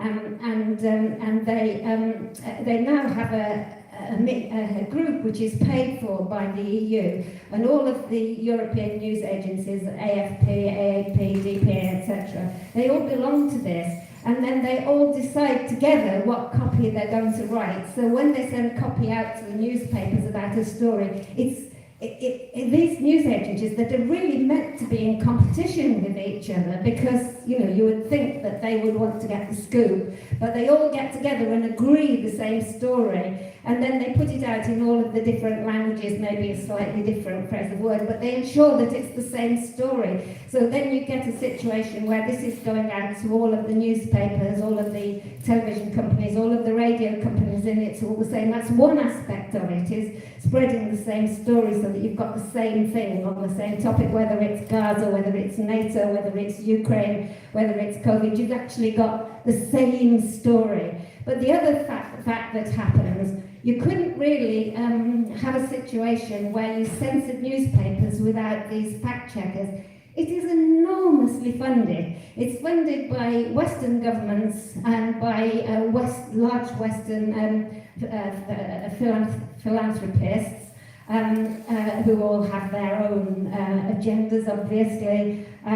People like, sort of like, for example, the Wellcome Trust, the Night Association. There's just a core of these organisations, the Ford Association and the MacArthur Association, and you see that they're not only funding the fact check groups that are in their own countries, but they're funding fact check groups all over the world. They're the ones who are funding the fact checkers in minority languages in South America, for example. Without fact checkers, you wouldn't be able to control. What they've got is this vast army of people. I mean, some fact check groups have enormous numbers of employees. For example, there's this fact check group in the UK called Logically. I think it's got 181 employees, which is one fact check group. In England, it is probably the biggest in England. But you've also got other large fact check groups, and there's also some groups that are much smaller, obviously, with maybe 3, 4, 5, 6 employees. But unless you had this vast army of people sitting in different offices in different parts of the world, sending their algorithms out to actually check for keywords and things like this, so that it comes back, so that then they can send people to investigate the fact that, for example, at the beginning of COVID epidemic, one of the words that was used was respirators, for example. So they look for sort of like keywords, they will do the same with Gaza, with Ukraine, and then they bring back the stories to the human interaction section. So you just need sort of millions and millions of people scattered all over the world working in these fact-check groups, of which I found in my cursory studies at the moment 500 all over the world, but I know there's more than that, because for example there's a you see sort of people say I network, there's a group called Peace of Check in Africa. It's quite a big group. It's got offices in different countries in Africa, but they say, well, we network with 187 other fact-check groups. I don't know those 187 fact-check groups. They probably work on different local papers. The fact-check groups operate in radio, television, newspapers, local as well as national newspapers. They operate on every form of social media. They operate on online groups. So it's become this huge network. There's not only every language, but every form of media. Of course, I'm looking at the UK. Now, some of you might have seen about the Twitter files, which was investigated by an American journalist called Matt Taibbi, where it actually showed that the American government was paying money to fact-check groups in order to get them to sort of modify information that was being posted on social media. But I think that what a lot of people maybe think is, why doesn't that happen in England? Well, of course, America is the only country in the world, I'd say the only country in the world, that actually has a constitution that specifically forbids the American government from interfering with speech. We don't have that in the UK. We certainly don't have it in Europe, where there has been, for a long time, there's been the counter-disinformation unit called the Code of Practice on Disinformation. It's just being strengthened and with a new act called the Digital Services Act. And now that we're out of the EU, we've passed our online safety bill, which is going to do the same sort of thing. And of course, the UK government itself has had its own fact-check departments. It's got the CDU, which was based in the social, cultural, media department. It's now moved to the Department of Innovation. And then we also had the RU, which was based in the Cabinet Office.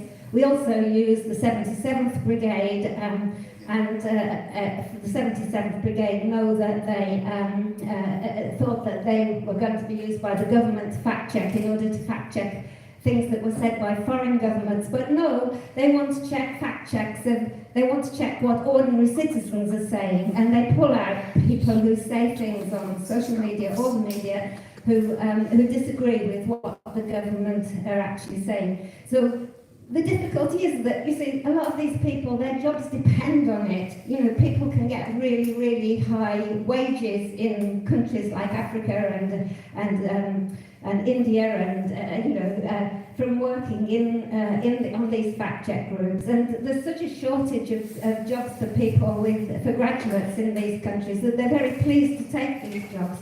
They then go to conferences where they're sort of brainwashed and made to think that what they're doing is right, that they're defending democracy. But when did democracy be defended? By stopping free speech. And I'm not talking about speech of fanatics, I'm talking about the speech of people who know what they're talking about, such as what Warren was saying about the Nazi and the Canadian Parliament. That should have been reported in the mainstream media, couldn't have been reported in the mainstream media, because if it had, the situation would happen that there are various organisations, Ads for News, Google Ads, another one that's associated with Xander, associated with Microsoft. And what they do is they stop advertisers advertising in that particular newspaper. So you can see this sort of like network of carrot and stick that's applied to the media. It's much bigger than the editors. The editors can't go above it. Even the newspaper owners can't go above it. It just controls everything. So it's just been, to me, it's just been an absolutely enormous job, and I've just done some work on the British fact check group. I'm hoping that I'm going to be able to tell people about it on Tony's radio programme soon. But anyway, thank you all for listening, and thank you all for coming, and I hope that you will carry on listening to alternative forms of media. We've got great examples here, so that you really get the real news that isn't modified. Thanks very much.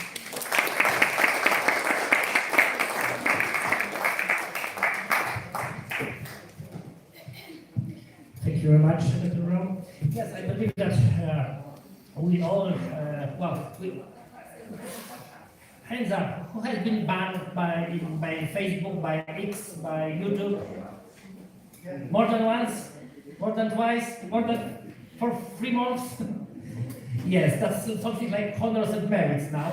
And of course, so-called fact-checking became a very important part of the propaganda industry. But the truth is that we are real fact-checkers on both sides of the stand, because we know that doubting and questioning the truth given is a real essence of the scholarship, of journalism, of political activity.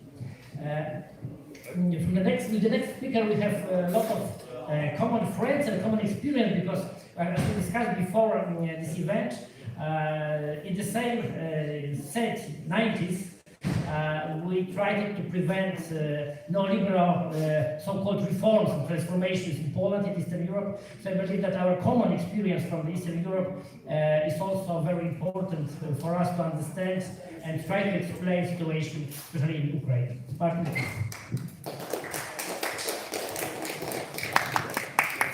Thanks very much, everybody. I'm a bit fraudulent here, because my only real paid journalism has been for Russia Today over the last 8 years, since 2014. And I was a regular on their shows about once a week for 8 years.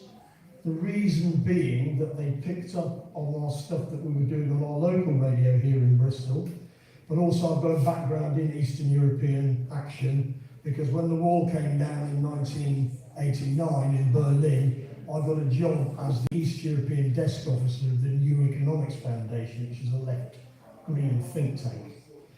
And that's how I started to get involved in things in Eastern Europe. And then subsequent to that, I was the East European desk officer of the Catholic Front for Overseas Development. And so I spent a lot of time running around in Yugoslavia during the war.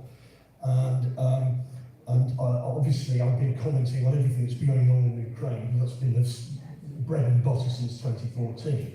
And I could start talking all about that, but I'm just telling you who I am. I have got a published book. It came out in 1998. It's called Market Failure, Eastern Europe's Economic Miracle, and I co-wrote it with Laszlo Andor, who was then a young academic from Budapest, but he then subsequently became European Commissioner for Hungary, and he's now working for the European Bank for Reconstruction and Development in London. So I've got a kind of academic background, if you like. But anyway, I don't want to talk about any of that. I want to talk about what I did as a teenager. I went over to Italy, I learned Italian, and I went to what was called the Movimento in the late 70s in Italy. Can I ask a question? If I say the word Gladio, who in this room knows what I'm talking about? Okay.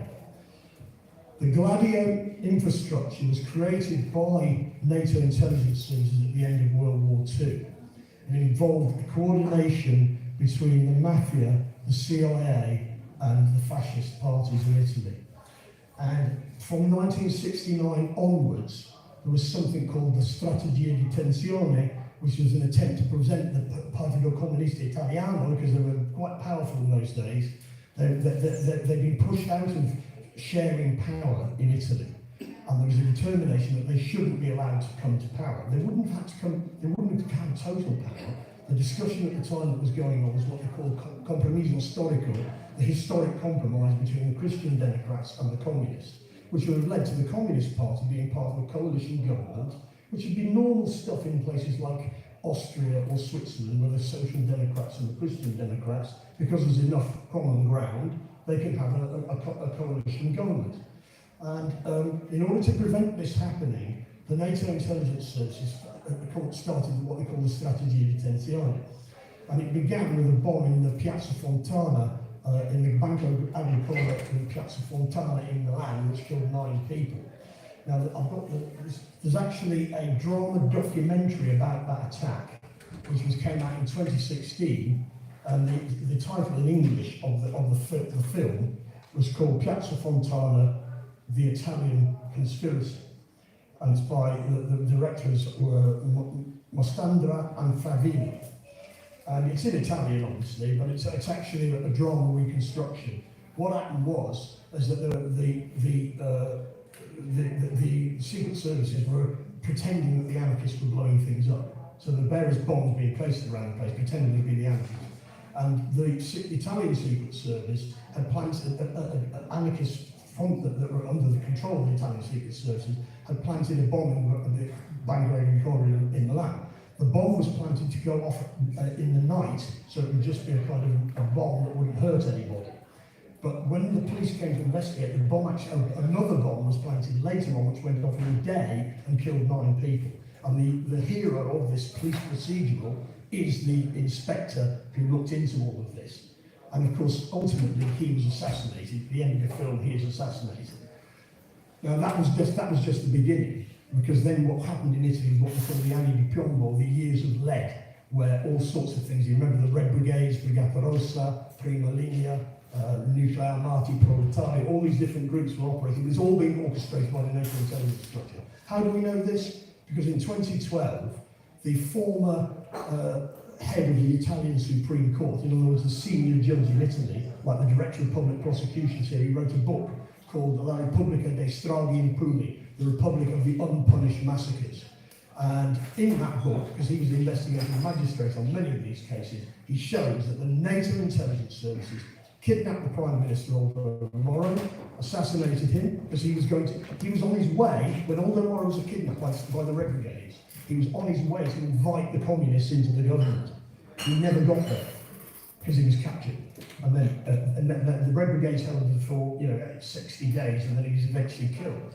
And of course, a lot of the people around Moro knew that in actual fact it was the intelligence service that was behind all of this. And of course, the police investigated it. It's on the record. There's a book by a Swiss academic called Daniele Ganza called NATO's Secret Armies, which is about all this. And it wasn't just happening in Italy. I know a lot about this. This is like, if I was on Mastermind and asked what is your specialist subject, it would be this, okay? Where am I going with this? Oh yes, what's the next point I was going to make there? There's another. Okay, the point about all of this, that's what there was a BBC documentary made about all of this. Tony will know what I'm talking about. It was made by a guy called Alan Frankovich, who was actually Peruvian and he's an independent journalist. And what he did is he was in the Time Watch series on BBC Two. There were 3 one-hour programmes all about Gladio. And they were absolutely brilliant programmes, because what he'd done, a bit Louis Theroux style, he'd interviewed the head of the secret services in Italy, and they were rather proud of what they'd done. And he couldn't help just saying, well, yes, of course we did that. And he's got the interview with him. It's all in the film. And of course the BBC showed this film, and it came out in 1993, and I watched it, I thought, thank God for that, this stuff is finally coming out. It's all there, it's a brilliant film. And then of course it was never ever shown again. It just disappeared. Anyway, later on, Frankovich actually then ended up having a very mysterious death in Austin, Texas, in the airport in Austin, Texas. Yeah, so he was then done in, as far as we can tell. But anyway, me and Tony were working with the BBC on making a film about the 7/7 bombings. In other words, we'd made an internet film called Mind the Gap, which was about all of the anomalies in what had happened, including the fact that we uncovered which is that the train the bombers were supposed to have caught on the day at Luton Station, it didn't run. Yeah, and we established that, and then the then Home Secretary John Reid had to admit in the House of Commons the train didn't run, but the story remains the same because it can't remain the same. If that train didn't run, the bombers couldn't possibly be in the times and places they said they were. Anyway, because we've made this film, BBC approached us and said, we want to make a film which was in the Conspiracy Files series. And of course, this is about conspiracies, you know, and then Tristram Quinn, who's a BBC journalist, came to us and said, I'll be honest with you, this is going to be about you. It's about conspiracy theorists. So it's going to be about you. And we agreed to participate as long as we can get our allegations into your film on BBC. We will join in. And what we did is we sent him to find the Frankovich film from the archive. And he came back, if you remember, Tony, he came back and he said, bloody hell, because he'd never seen anything like that before. And of course that made him more sympathetic to our views. So in actual fact, what we agreed with him in the end is we don't make us look stupid, make us look dangerous.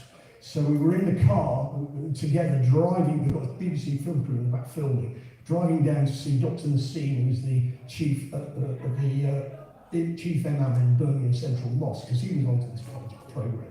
And so we went round to his house, and of course they have Abdul music again, and now the conspiracy theorists are going to see the Muslims in Birmingham. Yeah, but of course, this is what you've got to do. In 1968, Konrad, the Komsomol magazine in Poland, this is how you work with censorship. They said, what's going on in Czechoslovakia is completely wrong, and the Komsomol of Poland completely condemned the Dubček regime and their ridiculous demands. And of course, it got all the demands. That's how they got that through the censorship. Anyway, what was... It's a backhanded compliment. But yes, I mean, this is how you work around these things. Yeah? So we've got one foot in the mainstream and one foot outside of it. We're trying to influence the mainstream, but we're working the edge, yeah, between those two things. I'll just finish up with this. We eventually put a call out on the radio show. Anybody got a copy of the original Frankovich film? And somebody came back to us and said they'd recorded it on a VHS cassette in Falmouth College of Art. So they sent it to us, and it's a really poor quality VHS video with you know, it's got time staging on the top. You can bet, you know, it's all fuzzy, it's terrible. But Tony here digitalised it and put it up there. And if you look it up, it's up there. Our version is up there. The BBC version is not up there, but our version is there. The quality is rubbish, but the film is dynamite, because I'll come to my peroration of my speech.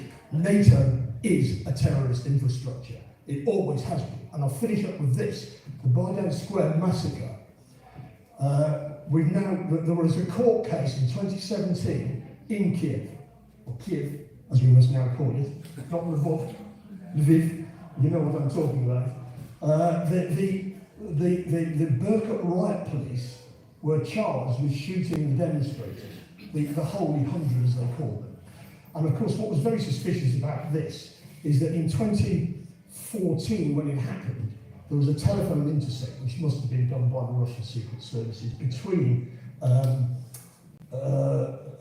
Umas Piets, who was the foreign minister of Estonia. The Estonians are very hostile to the Russians.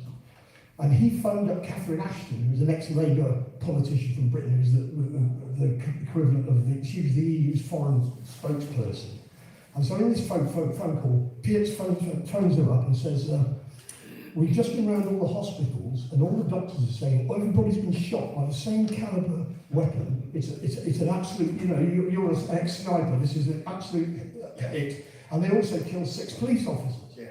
So why would the police be involved? Because it wasn't, and he says it looks like it's to do with the current regime, not the previous regime. And Catherine Ashton goes, gosh, really, can you imagine? Yeah. Lame brain Labour politician from Britain, way out of her depth from what's going on here. But in 2017, there was a court case in Kiev where these people, the Berkut riot police were put on trial, and their defence lawyers were able to show, because they got people who were the snipers from Georgia to testify on video that they did it. Yeah. and that means NATO did it. Not Putin, not Yanukovych, NATO. And that means generals in our armed forces, people involved in our intelligence services are criminals, are not, and I say when they're criminals, that means they've got Interpol files. And the way we're going to fight these people is partly through talk, partly through whatever else we're going to do, but we're going to bang them over the head with the law, because criminals, that's what you do with criminals. You put them away, put them in prison.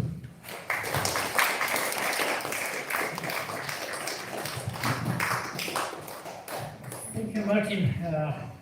Yes, that was another proof that conspiracy theorist is the man who is right 6 months before the others. Yeah? And that was exactly about this Kiev story. This is very personal for me because I was on February 2014 in Kiev, and I saw this manifestation, and I heard these shots just before the Verkhovna Rada of Kiev.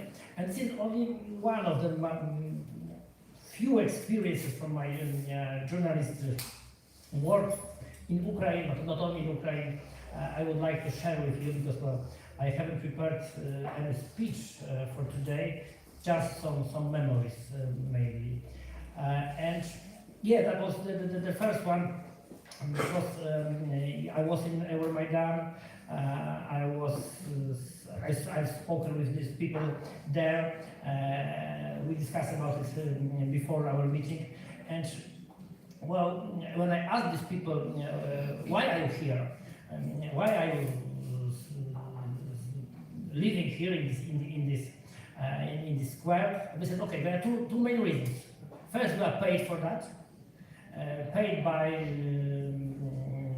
middle oligarch who was not widely known there, and he's called Petro Poroshenko, and in a couple of weeks he became the first new Ukrainian president. And the second reason is, of course, because we believe that in the new democratic, modern Western Ukraine, that would be cheaper fridges, because we don't have to pay bribes to buy it.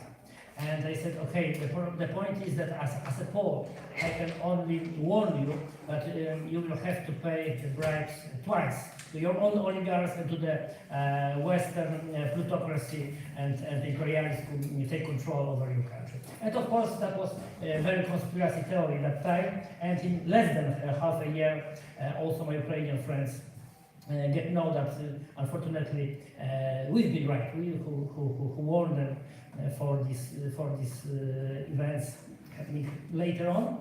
And well, I believe that what's happening next was really eyes-opening. In May 2014, I was, as a journalist, I was a correspondent during the presidential election in Ukraine.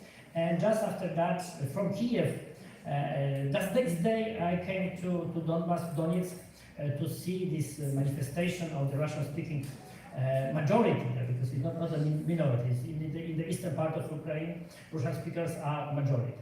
And that was Monday, that was ordinary day, morning.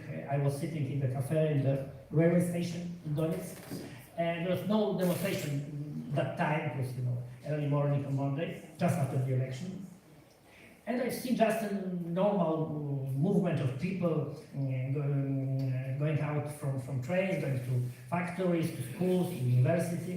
And then suddenly appeared Ukrainian helicopters. I started to shoot at the normal, ordinary people. They had a lot of fun, flying down, chasing people, preventing them to hide in buildings. They shot the missiles to the railways, trying to cut the trains with the people who tried to escape from Donetsk. And that was the day when the special anti-terrorist operation began. And later this evening, we get notice that Nazi battalions, Nazi volunteers, and Ukrainian army start to attack Russian speakers in whole Donetsk, whole Donbass area. And we've heard, of course, the speech in TV of new elected President Poroshenko announcing this special anti-terrorist operation. it sounds very familiar, yeah? Yeah. It was not a genocide, not attack on civilians. It was special anti-terrorist operation, exactly the same like in Gaza now. And of course, we are not surprised. Of course, we were shocked with these victims because, you know, I've seen dead bodies of women, of children. It was not the story of the Ukrainian propaganda about, you know, hero grandmother shopping with a jar of pickles, you know, Russian drones and so on. No, that was not a story. That was life and death. And it was not the first time, so I was not surprised with what Nazis and the Ukrainian government did, because just 20 days before, I was in Odessa. I was in Odessa 3rd of May 2014, day after Nazis burned 42 people in the house of trade unions, and the smell of these burnt bodies was still held over Odessa. You know, Odessa is a pearl of the Black Sea. It's a historical, very beautiful town. Whoever watched the film about Potemkin, Potemkin riots during the time of Russian Revolution, seen this beautiful town. This is internationalist town with population speaking very specific mode of Russian language with a very specific accent also. And it's absolutely fantastic place. It was chosen by the oligarchs and Nazis as a lesson for any minority in Ukraine to prevent them and to show them how the new Ukraine will look like. And yes, of course, that has happened after that. We all know that, for example, Orthodox Church in Ukraine is suppressed. Yeah? It was replaced with the new religious organization established as a state, established first by President Poroshenko, then by President Zelensky, that the believers attending, trying to prevent from taking over the churches, was beaten, was attacked by Nazis, including the one of the holiest places for the Orthodox Church, so Kiev Lavra, Czerska Lavra, and it's also not enough. It's not the end of this tragic story. In the Zelensky's Ukraine, trade unions are banished. Oppositional parties, social democratic, communist, regional even, are banished. Independent journalists are killed, murdered, brutally murdered by Nazis. It is sanctioned by and accepted by the government, by officials. And well, 1,300 miles from Bristol, there is Nazi state, new Reich established. And it is not the only one, and not the first Nazi state in the modern world, because it's already 75 years when Nazi Zionist experiment is perpetrated in Palestine. This is 75 years of genocide, 75 years of continuing wars, like including this in Lebanon, in Syria. And we all know that the situation in Gaza, that the state is functioning there, this Zionist occupationist creation in Palestine is example of Nazi. There is no big difference between Zionist ideology and Nazi ideology. Israel as a state was set in strong relations to the directly fascist organizations like Sterngang, like Vladimir Jabotinsky, Zionist Revisionist Party, and British officials, British administration in Palestine was absolutely aware of that they give the power to the Nazis. Of course, now we can try to hide these elements. I came, as I said, as you can hear, I came from Poland. I came from the city of Lublin, which is just next to the second biggest German Nazi death camp during the war, Majdanek. So, as a Pole, living just next to the one of the greatest death factories, I can recognize Holocaust when I see that. And we observe Holocaust of Palestinians now. This is not only genocide, it's a Holocaust of Palestinians. So when we started NO2NATO initiative last year, a lot of people doubt, okay, it's one war somewhere far away in Ukraine, whatever, Ukraine is somewhere in Balkans, yeah, probably, something like that. Yeah? No one knows exactly where it is. And you're trying to warn the people that the war continues, that the war spread over the world, that the Nazism spread over the world. Maybe, you know, just you exaggerate the problem, maybe just, you know, it's, of course, you have,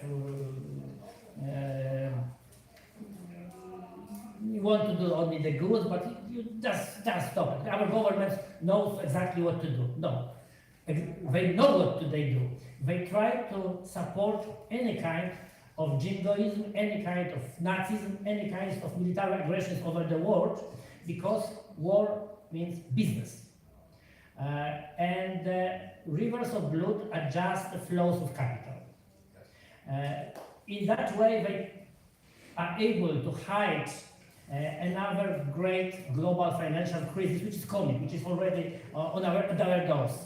And we all know that in the time of the war, no one asked about the climate, no one asked about the living costs, because it's the war, because it's the crisis, because it's the patriotic duty to follow our leaders. And well, as a journalist and as an activist, I believe that is the last moment for all of us to not follow these leaders, not follow the big business which sponsor these so-called leaders. And this is the last moment we can say no to war, and we can say yes to the peace, because we want our future and future for our children to be secured, and well, without Nazis, without Zionists, without neoliberal global capitalism. Thank you.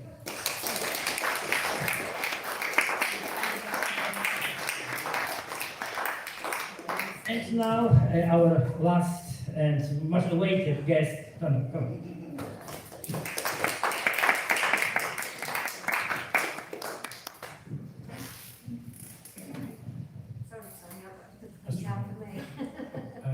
So yeah, thanks, Konrad.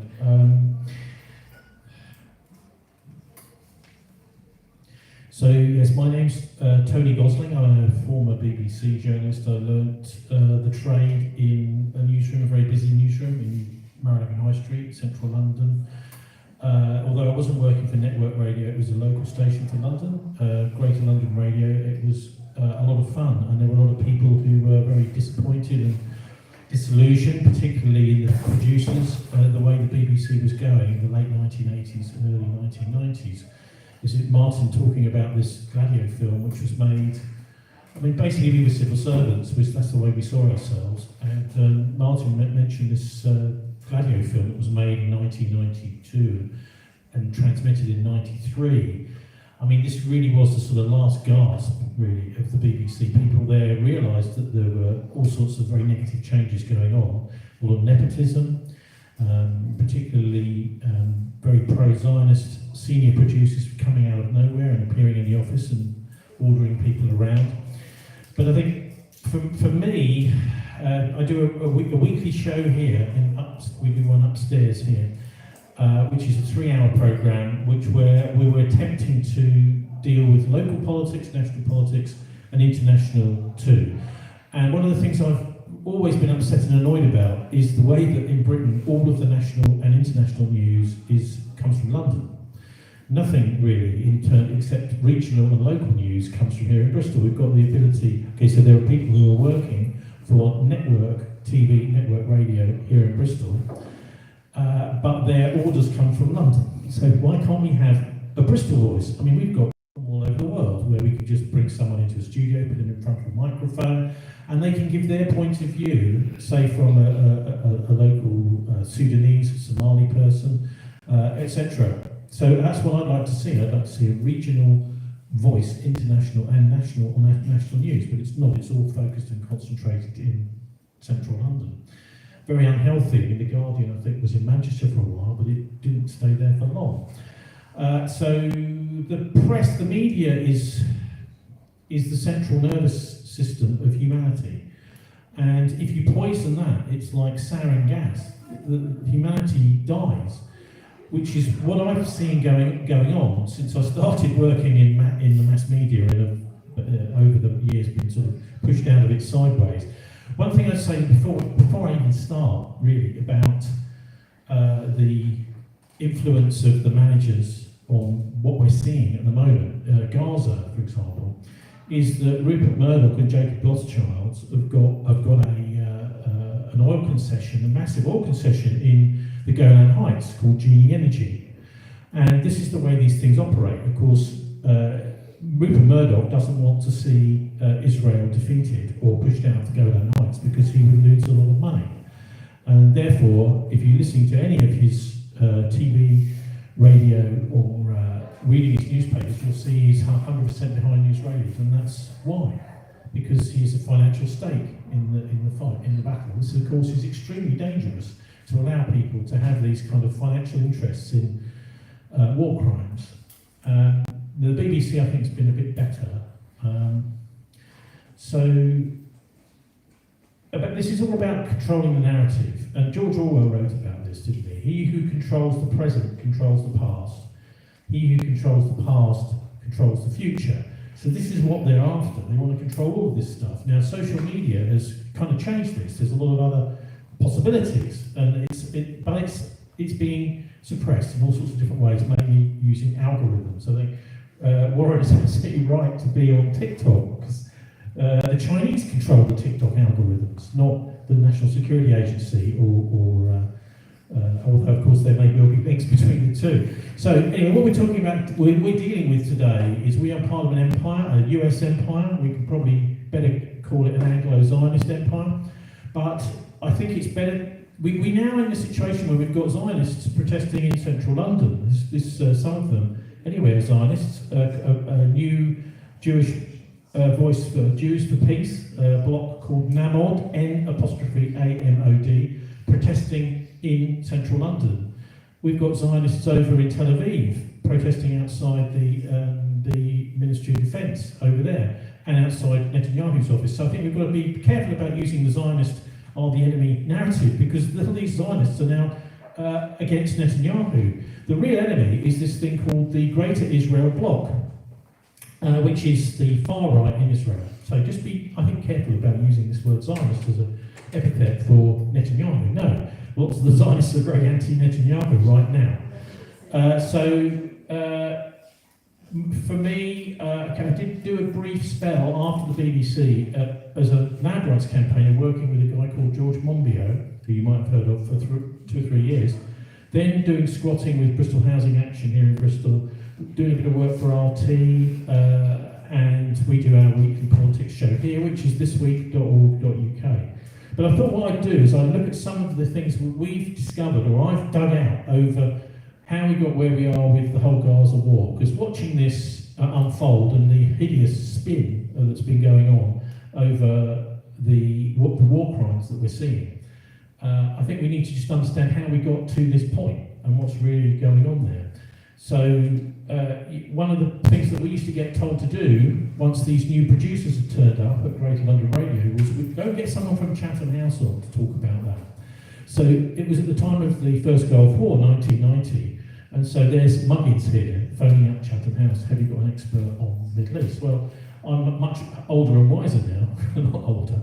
And I know that Chatham House was part of an organisation set up after Cecil Rhodes' will in the late 1800s, well, it's not 1899, set up this group with Alfred Milner called the Round Table Groups, and they set up this thing in the United States called the Council on Foreign Relations, and here the Royal Institute for International Affairs, Chatham House. And the idea of these groups was to be a kind of privatised version of the State Department and the Foreign Office. Now, the problem is that with the way that the tax regimes work nowadays, increasingly these have become incredibly well funded. I mean, we saw Starmer this week, for example, giving a speech at Chatham House all about how maybe we might have a humanitarian pause, but we're certainly not having a ceasefire. This guy's supposed to be a human rights lawyer, and he doesn't know a war crime when he sees one. So Chatham House is the venue for all of this sort of thing. So we were told, get someone from Chatham House on. if you sit and think about it, those organisations were created from roads at a time where, the late 1800s, where the British had this arrogant idea that, hang on, we've taken over so much of the world, maybe we can take over the whole world. So that was the aim of the money spent from Cecil Rhodes's will, was to create a network which would complete the job of taking over the world. Now, of course, it all went rather astray, because although there were some people who were part of Britain thought that we could, make the world a better place, it was quite clear that there were many others that wanted to just make money out of it and steal the resources. So an important thing to understand who they are. Also I'm going back in time now. So we know where we are with Gaza, we're seeing it on the TV, but I'm trying to go, and this is really like messing with your heads, I know, but go back and look at how we got where we are today. So in 1987, Alistair Milne was sacked from the BBC, and this was just before I arrived and before the demise of the BBC. He was very independent-minded. He was the father of a guy called Seamus Milne, who was Jeremy Corbyn's press secretary, as you may know. But the interesting thing I found out about that was, I don't think anyone else had dug this out really, was that the person that asked for Milne to be sacked wasn't Margaret Thatcher, because the BBC had been doing films which were critical of Thatcher and the Thatcher government, several really good films. Maggie's Militant Tendency, Panorama, where they showed the far right as Tory MP. So the BBC was independent-minded back in the mid-80s. But the person that did it was Victor Rothschild. Victor Rothschild, he said he actually asked Marmaduke Hussey, who was the chairman of the BBC, can you sack the Director General? And that Hussey put that in his autobiography. So the impetus was coming from Victor Rothschild, who at the time was still affiliated with MI6. During the Second World War, he was MI5. So why is Victor Rothschild getting involved in trying to sack the Director General of the BBC? Well, you go back to the previous year and you find the BBC giving quite a negative coverage to Victor Rothschild being outed as a Soviet spy. This is after Peter Wright's spy capture book. And there was a big hoo-ha about, maybe Victor Rothschild was actually working for the Soviets all the way through World War II and the Cold War. And so that I thought was, and of course he was the fifth man after Burgess, McLean, Philby and Blunt. But Victor Rothschild didn't go to the Soviet embassy with all these secrets, he gave them to Blunt to take to the Soviet embassy. And all this was revealed by Roland Perry, Australian journalist. So what you've got here is you've got an establishment which is way above the national interests or national security. So although we were friendly with the Russians during World War II, obviously, and it wasn't such a bad thing that Victor was passing all these secrets to the Russians, when it came to the Cold War, it was another story, really. He should have been locked up, but he wasn't. And so there is this sort of aloofness of a whole establishment which is way above the national interest. And then if we go back to another important date in the history of Israel, the reason I talk about Victor is because he had played a very big role in 1948 in getting the Soviet Union behind the vote for the creation of the State of Israel, because there were all sorts of problems at the UN getting people to actually vote for the creation of the Israeli state. And Victor Rothschild did that job of getting the Soviet votes behind, as Roland Perry explains in his book, The Fifth Man. And on the other side of the Atlantic is, guess who? It's Nelson Rockefeller.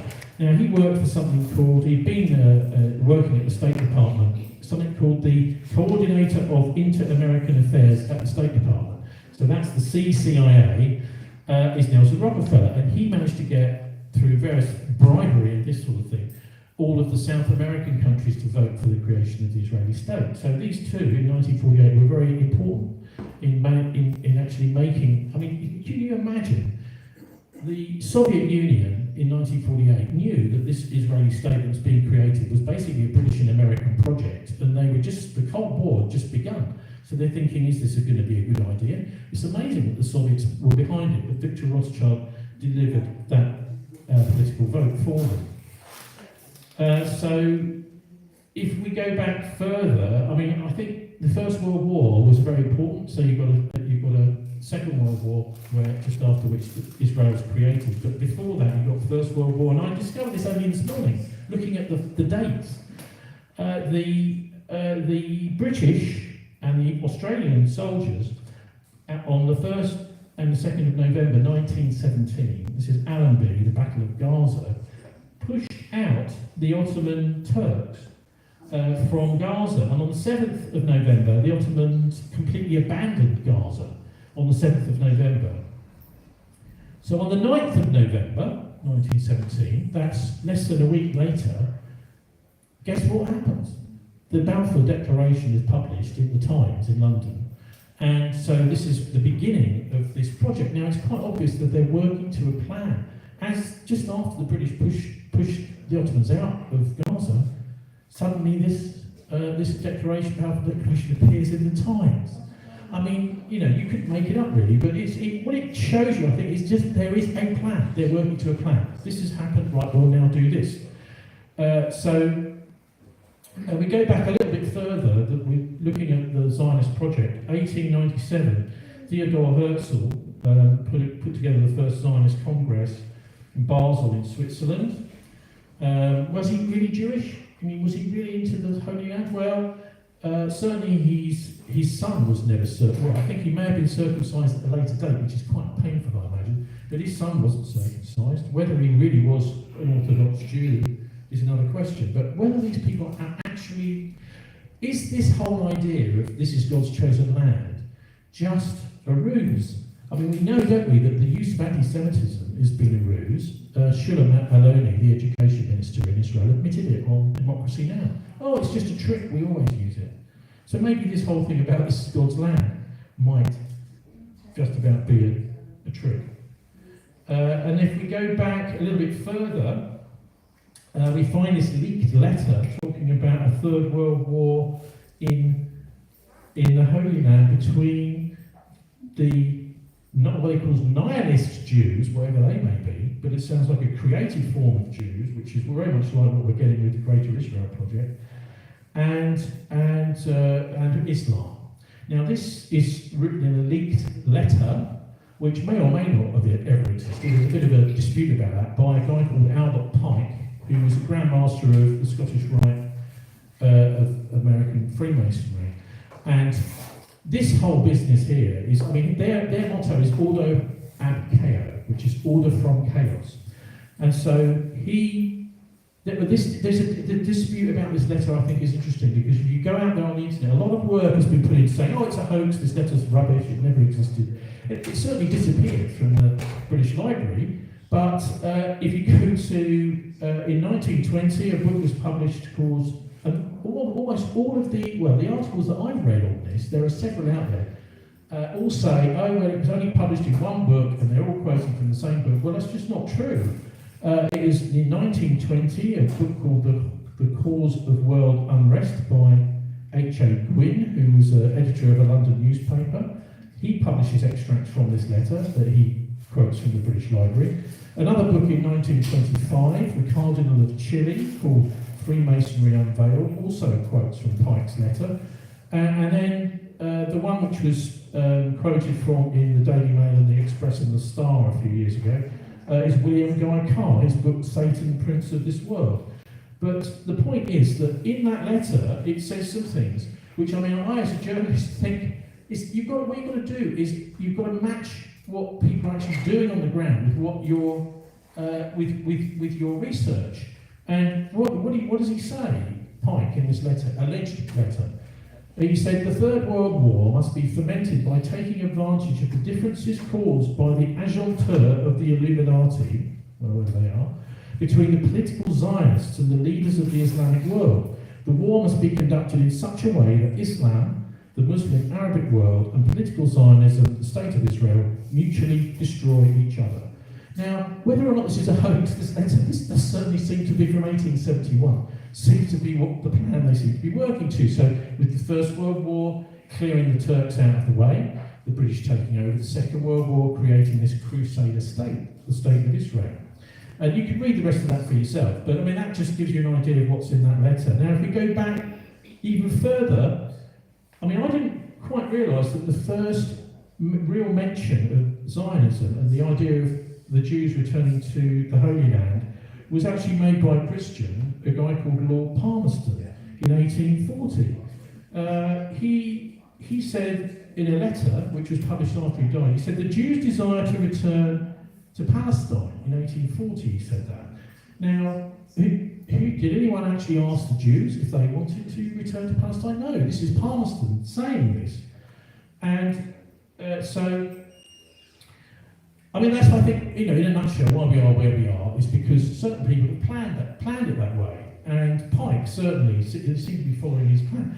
I mean, I'd come across this Pike letter, but in a way, I took it a bit more seriously because I have a friend who was living with the Bedouin for a long time.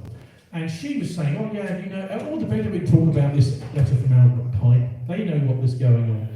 And so I took a second look at it because I know that the people who are sort of nomadics, Arabs, take all this stuff very seriously. And they believe that that's what's going on. They may well be right. So it's often framed as a battle between right and wrong. I would say it's much more of a battle between good and evil, and the truth is what we all try to promulgate, but the mass media has just been bought and sold. I mean, a book that I'll have to sell for 15 quid is, I mean, I think it's important for all of us journalists to get our key research and actually get it out in a book form. And mine's available as a free PDF with a watermark in it, or you can download it as an ebook or an actual real book. And it looks at the Bilderberg meetings, the Bilderberg conference, which have been a very important part of eroding since World War II our politics by making sure that the Bilderbergers, chaired by Prince Bernhard of the Netherlands for the first 20 years, who turned out to be fully paid up, one of the earliest members of the Nazi Party as soon as he was at college, and then worked for the British Army and sabotaged the Battle of Arnhem. So the book is called The Traitors of Arnhem, and it looks at the connection between the Battle of Arnhem and the disaster that happened to the British troops, which is now celebrated, this Nazi victory, by the way, every September if you go to Arnhem, and the consequential creation of the Bilderberg conferences in Arnhem, actually in what they called the Witches' Cauldron, the Hexenkessel, where in 1944, in September, the British troops were slaughtered at Arnhem.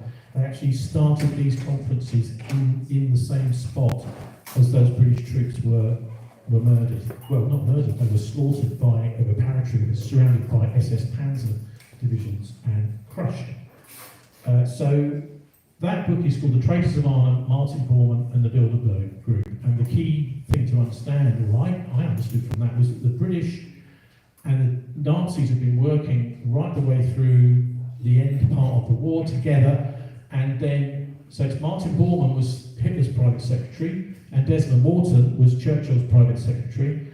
And Morton was brought out by commandos at the end of the war with all the Nazi loot, because he was the signatory to all the bank accounts in Switzerland. The point of sabotaging the battle at Arnhem was very simple. It was to buy a few months extra for the Nazis to squirrel their wealth away around the world, mostly actually Western Switzerland. A lot of them went to South America and there was money there, but that's where it went. So why is this, nowadays we're dealing with what is effectively the product of all that Nazi loot from Europe was injected into 750 companies by Bormann, and we're dealing with a kind of corporate Fourth Reich now. From the big corporations, transnational corporations, that's I think really the enemy. So they use banks, not tanks, to take over, is the easiest way to put it. So why are we now looking at turning the Holy Land into hell? Because that's what they're doing, isn't it, right now? Hell on earth. It's difficult to know exactly what the project is here, but it certainly seems to be what you might call Armageddonist. So it's almost like the Israelis are nuclear armed, of course, but it's almost like they're some sort of doomsday cult. And that's what the Armageddonists or the accelerationists are trying to achieve. And I name drop George Monbiot. I'm going to name drop Nick Land now, who's a guy I went to school with, and he is the father of accelerationism. He now lives in Shanghai, and he's written this thing called The Dark Enlightenment, which is all about the sort of triumph of AI and how people will become irrelevant and will just, basically own nothing, be happy. But that actually it's computers are going to be running everything. So this is the kind of nightmare they're trying to drag us into, I think, with the war in the Middle East, particularly as a central point, because of course, if you look at what's going on there today, it could easily bring the Americans in. If a carrier, I see today the American aircraft carriers just coming into the Mediterranean. If that carrier's sunk, the Americans are going to get more involved. The Russians are already there in Syria. The Chinese could also get involved. This seems to be, to me, absolutely clear. What they're trying to do is create a third world war with the Zionists, or what really the Greater Israel bloc, versus the Islamic world. And so this is why I think the war on journalism is the theme of today, is really what a lot of our work is to understand what's really going on.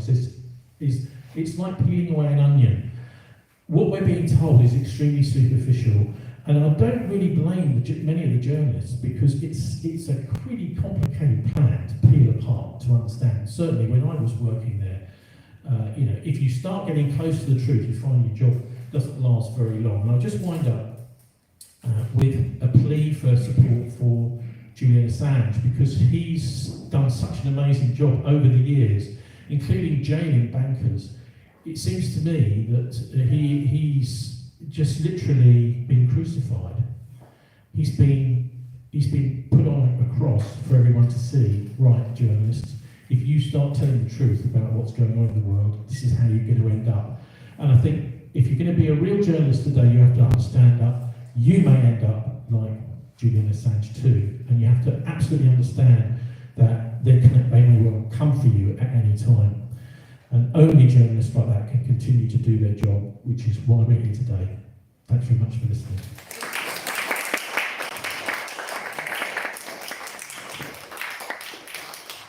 Thank you so much, Tony. Well, I believe that was a perfect conclusion. We are nearly done and nearly out of time.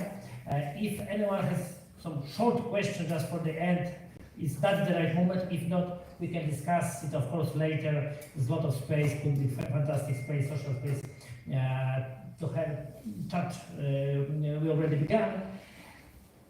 Once again, I'd like to thank you very much, all our wonderful speakers.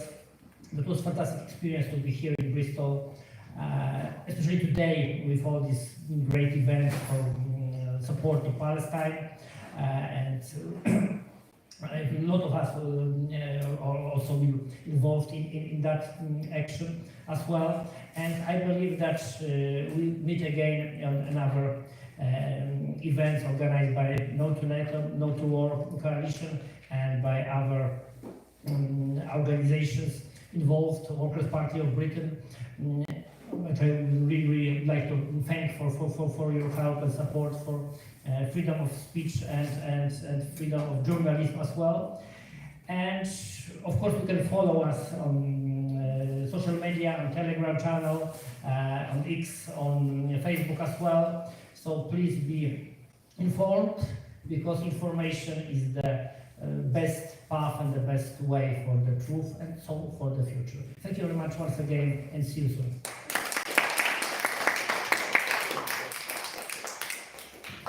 Got some leaflets at the front, guys, that are totally free, but obviously we'd like you to go before you grab the leaflets. So a little social at the bar, yeah. Reasonable prices, reasonable layers, nice.